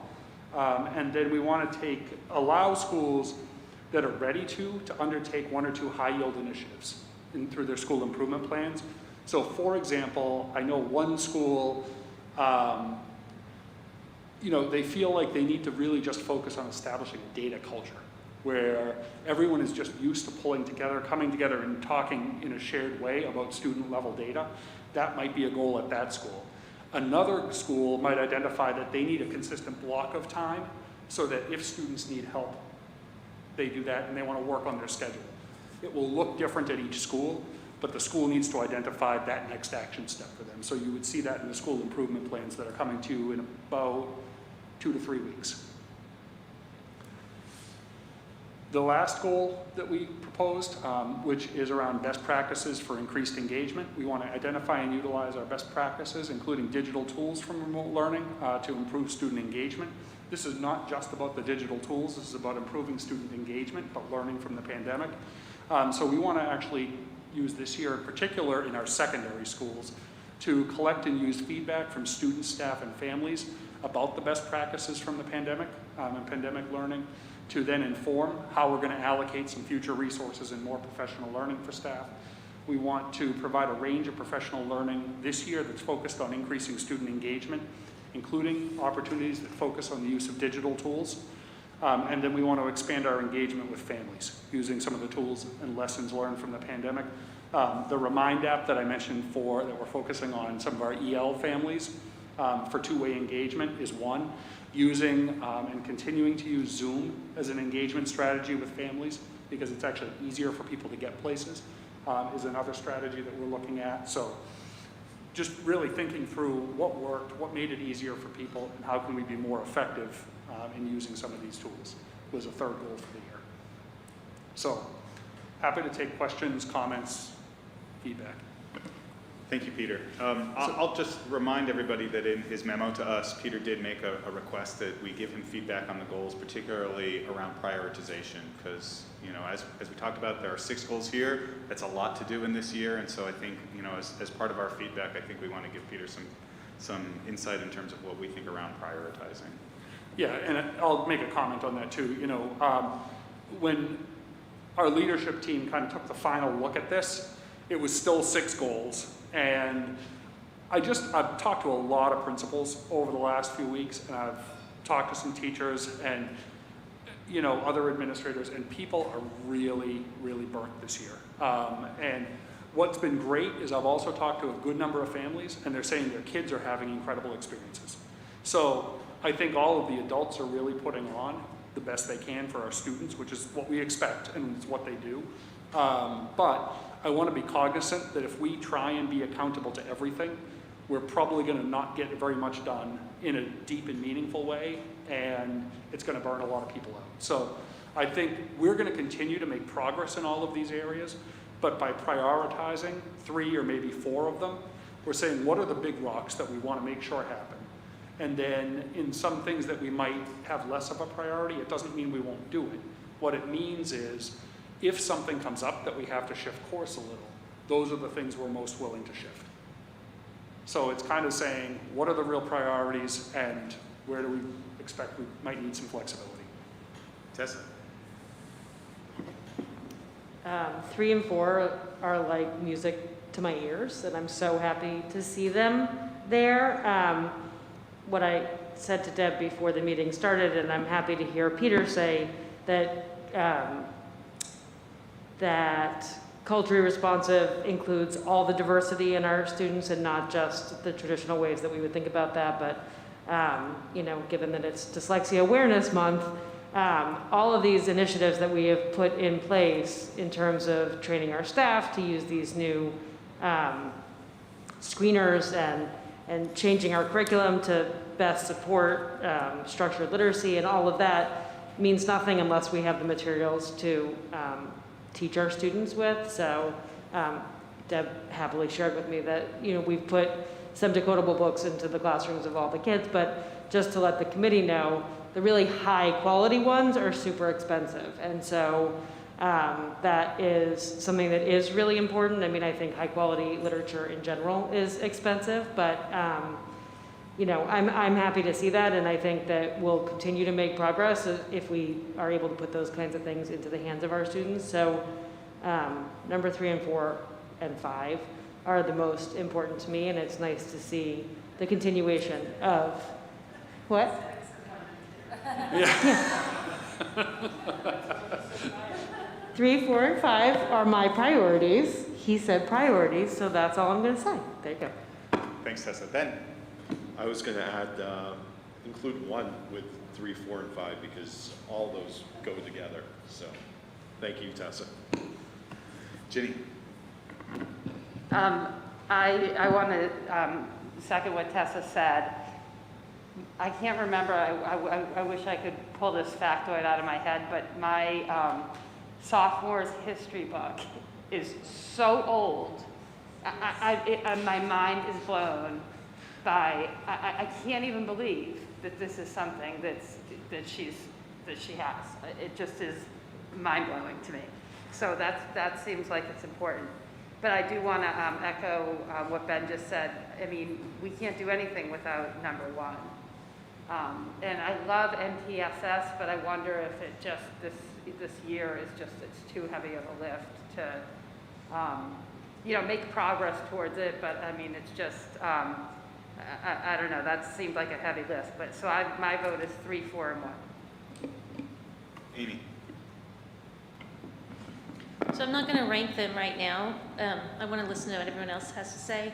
But I really wanted to put in a plug that I feel like the high school has been left out of a lot of this. If we want to offer equitable opportunities, then we have to look at the way students choose levels at the high school and how restrictive they are. I talked with Peter about this, the idea that you have to have a certain grade in your history class to take AP Psych is ridiculous. There's no correlation between your history grade and an AP Psych class. That should be open to anyone who wants to take the class. I would argue the same kinds of things around biology and chemistry. So this idea that we give these arbitrary opportunities to students who score a certain number on their tests that they take to allow them to then progress it is an outdated idea that should not be in our schools. I'm not going to, I mean, the whole math situation is, I understand to be, it's complicated, but especially in the other classes, I really don't see why we still set these arbitrary goals for students to be able to, barriers, thank you, that for students to take the classes that they're most interested in and they want to strive for, and to box them in that way. And I will also, so I guess that's a priority for me. And I would say increased engagement, which is one of our top 3, equity, wellness, and engagement. I would argue that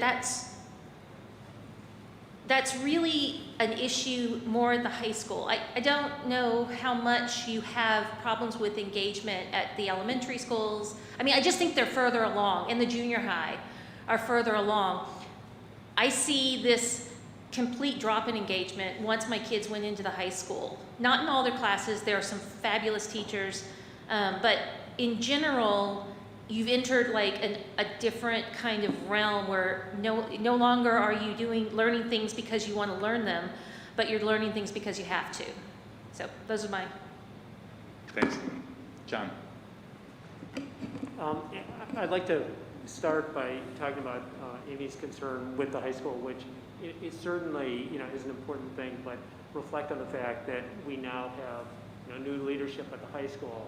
So in my mind, however urgent some of those things feel, and I understand why everybody wants to get all this stuff done now, at least with respect to the high school, it makes sense to let Joni have enough time to really be part of that change in direction to try and address some of the concerns. And in the meantime, obviously I hope everybody who has those concerns sends those along so that she can factor that into her thinking while she's revising the student handbook. With respect to the come on.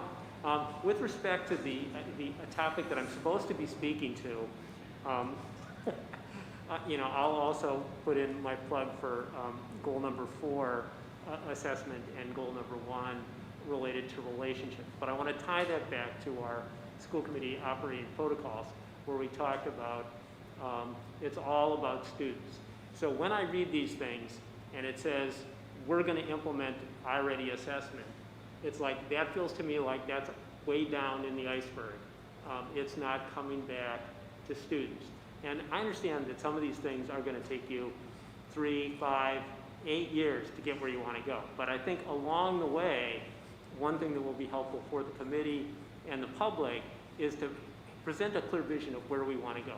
So if we're going to have an assessment culture, and I think you have working models of things that you would like to see, let's see some of those things and say, this is what we want it to look like as we get all of these parts and pieces in place.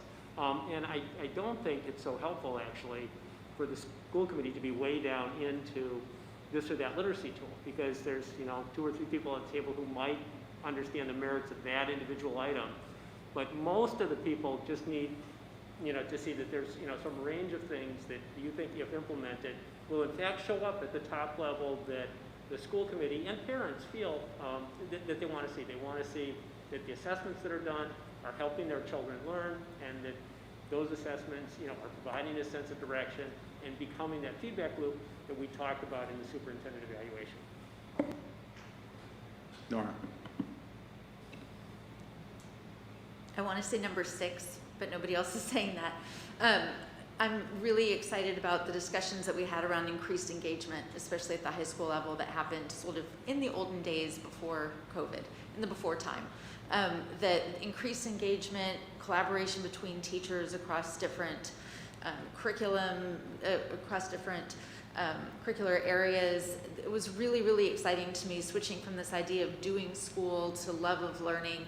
And to me, that really, I guess, fits with all of it, with number 1, the climate, relationships, and culture. And I guess I could squeeze it into number 3, since others are voting for number 3, but just that idea of a culturally responsive instructional practices is what I'm looking at, so that students come to school to be excited about learning, I guess, is something. And maybe in this time of,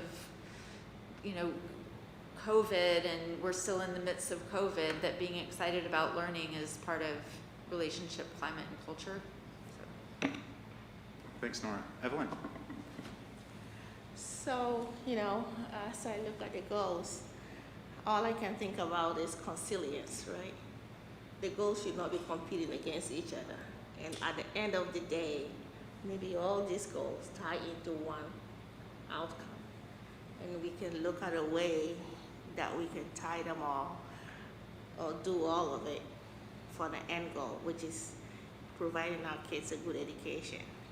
And sometimes we think about each goal competing against each other. I've been spending a lot of my time really thinking about consilience, and so this comes in very handy for me today, that we don't always have to look at each single thing as a single entity to the end goal, but how could all of these collective goals bring us to the same one point, and we can prioritize one against another because they're all important.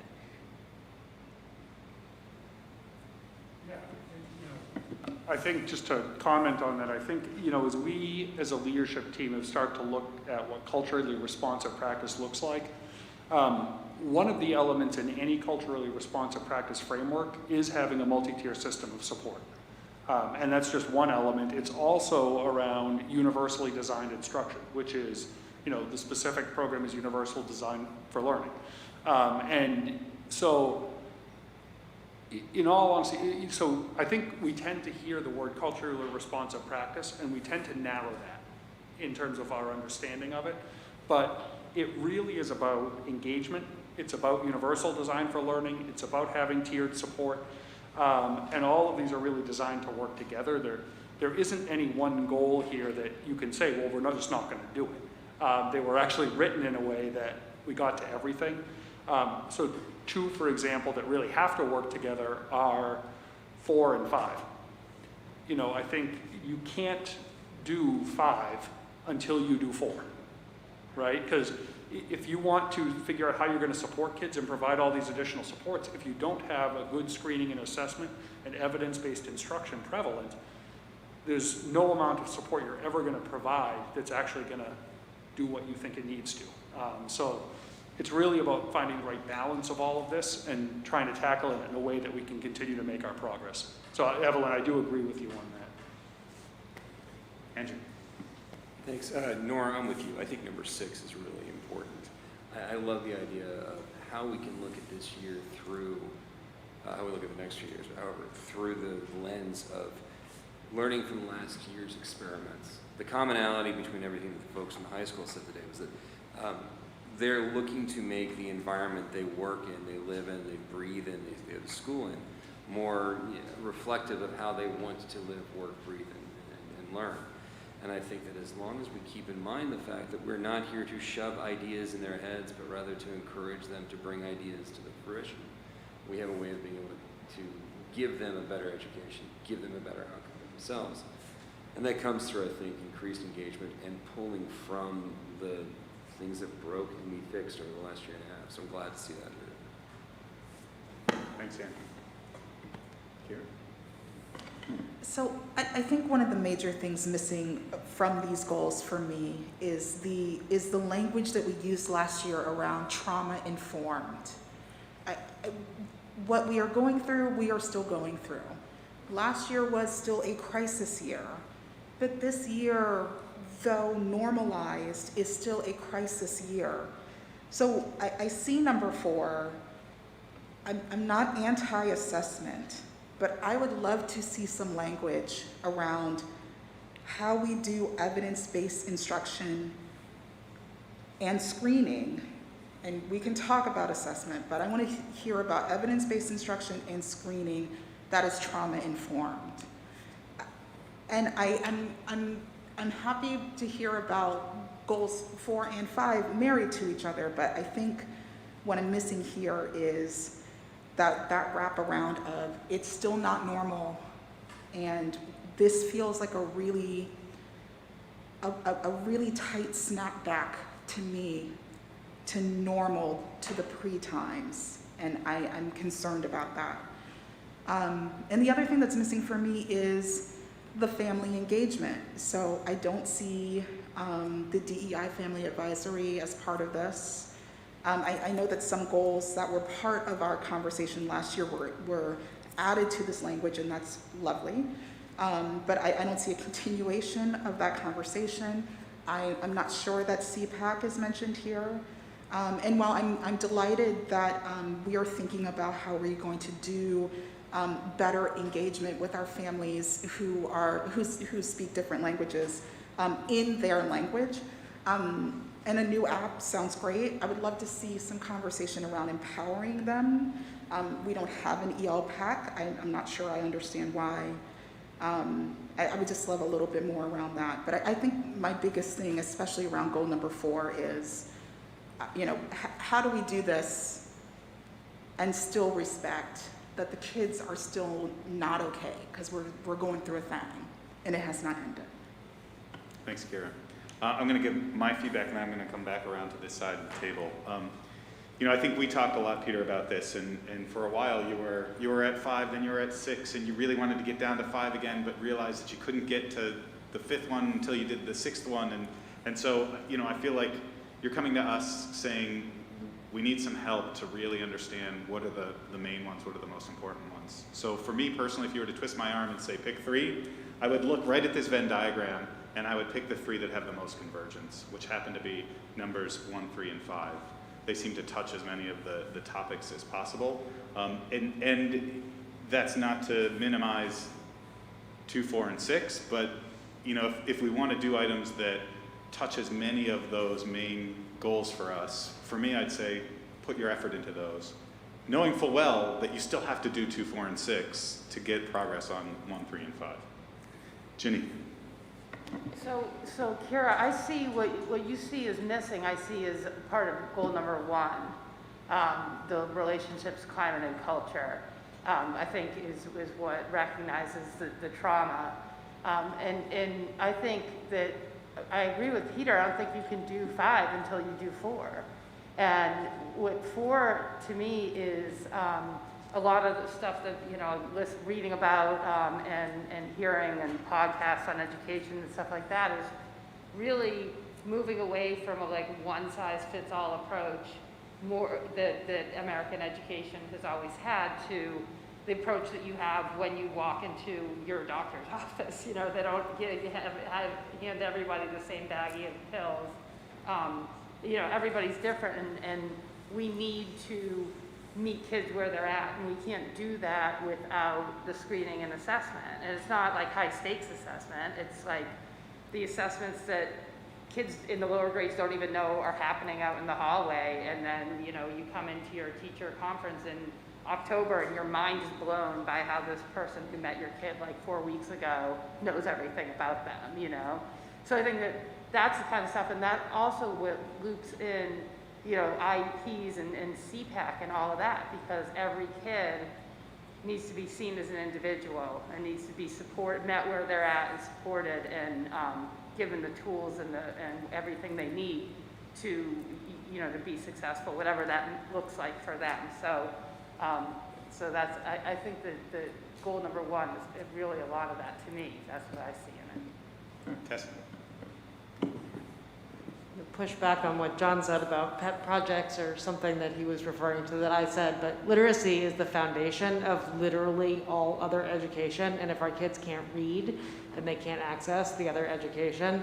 So number 4 is something that the district already has been working on for many, many years in terms of a recognition that we didn't have a systematic way of doing this, with 6 elementary schools doing their own things. So for me, when they're talking about, screening and assessment, we're talking 2-minute screening things. It takes 2 seconds. The kids they're so excited that they get to be alone with the teacher.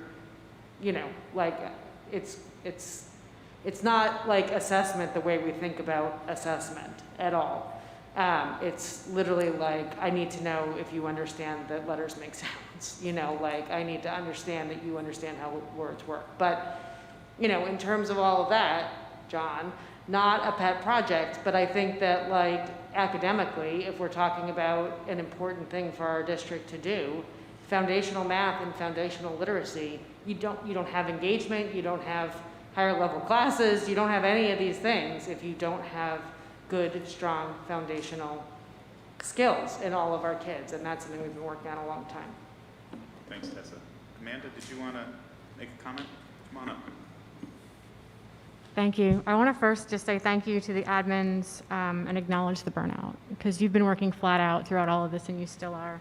So it's a little bit hard to stand up here and ask clarifying questions, throw stones. Regarding goal 1, you can't hear you? That's great. So again, just thank you to the admins, because I know they've been working flat out and they are burnt out, you can see it. So it's a little bit hard to ask clarifying questions. Goal 1, relationships, climate, and culture. I was going to echo Kira's question about the LPAC and wondering why that isn't an outcome. Is the hope that the other measures will lead to the development of an English learner parent advisory council, because it would be related to developing and feedback regarding culturally responsive curriculum, programming, etc. I was surprised to not see a deep emphasis on mental health anywhere. In goal number 3, special education seems shoehorned kind of in there. Debbie Dixon spent 2 years as the interim director aligning and clarifying program descriptions. So without consulting anyone else, I suggest reviewing those programs instead to see if the current student profiles, populations, and resources match those descriptions. I think Connections just completed a program review. Further, we talk about aligning and firming up programs while espousing inclusive practices. So an element of this should be examining how inclusion looks for students placed in those programs. And in goal 5, I was wondering why there's no mention of parent engagement in developing the MTSS model. What roles do families play in partnership with schools, and relationships, climate, and culture apply here too? Thank you. Amanda, if you can send those to me in an email, that would be great. Thank you. Thanks, Amanda. So, is it quick, John? Because we've ruined my finishing meetings on time record already. Well, I'm very sorry about that. I just wanted to make sure that it was clear what I was saying with respect to the programs. I mean, obviously, I believe in the importance, of these foundational skills, literacy and math. It's just a question of, how far down into the details of some of that does the school committee really go in helping, in trying to make sure that there is a good program. Yes, that's clearly something for the school committee, but how exactly that program gets constructed, that's sort of a heavy lift for the school committee. But that's not what I was referring to. They talked a lot about stacking libraries and putting books, and that's what I was responding to. Just saying that I was happy to see that inclusion, because that's not a program, it's tools for kids. It's not that, anyway. Okay, thank you, everybody. Peter, thank you very much for the presentation. And we will come back, or you'll come back to us with the final next meeting. Is that right? Correct. Awesome. Thank you. Okay, we're going to move on now to subcommittee and member reports. Budget subcommittee is up first. Kira. Oh, she's. All right. Oh, are you sure? I could go. I got it, y'all. I got it. All right, here we go. On Monday, September 27th, this budget subcommittee convened for the first time for the 2021-2022 school year. We unanimously reaffirmed our charge, solidified our meeting calendar, and took a look ahead to the calendar for our FY23 planning and work. We saw and discussed early guidance for the budget guidelines as the administration begins to plan for FY23 budget, and we look forward to hearing more and discussing more in the coming weeks. We received updates on the FY21 and FY22 budgets, as well as a relief grant update, very similar to what we've seen in our whole committee meetings. We will meet again on Zoom on Monday, October 25th at 11 a.m. Thank you. Peter, do you want to give a quick ARPA update as part of the budget subcommittee? No. Yeah, I don't know if Kira wants to start, actually. I have a thing. Kira, Oh, okay, already. The Acton Select Board met this past Monday, October 4th, to discuss the long list of petitions for portions of the $7 million of ARPA funding the town will receive. The school district has asked for $2.6 million of that $7 million, approximately 37% of the money. As part of the discussion on Monday, the Select Board discussed allocating an even $2 million to the school district. This is currently unconfirmed, pending the final vote of the board. I remain hopeful that we will receive a favorable outcome. The final vote on the ARPA funds is currently scheduled for October the 18th. So, on our end, in your packet, I think, we took the feedback from the last school committee meeting, but then we went back to our leadership team and tried to, incorporate feedback into priorities around what we'd have. One, I think that the overall strategy that Acton is taking makes a lot of sense for the regional school district, which is to allocate a certain amount of money. And then we can use that how we need to in terms of priorities. I know what a lot that, David, Marie, and I talked about in particular that we're very concerned about moving forward is this idea of revenue replacement. And thinking about how to make up for some of the lost revenue we've had over the last few years, thinking about, the FEMA money that's still kind of outstanding, although it's getting better over time, which is good. We still have an outstanding balance on FEMA.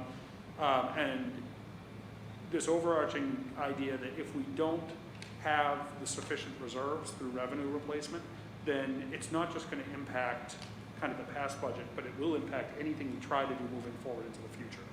So we really thought hard, and we decided to make the number one priority that idea of revenue replacement. The number two priority was our equity-focused services around all-day K, extended day, tuition grants, and really looking at trying to do something for high school students and junior high students. And then we deprioritized, like a telephone system and some of those other types of things. That would be a great thing to be able to do as a district, but in terms of what we were asking for, we shifted that order of priorities a little bit, and that largely came from the feedback you provided and trying to synthesize, even though 11 of you had 12 different opinions. We did try to synthesize that, but then think about, okay, where do we also stand from our needs as a district?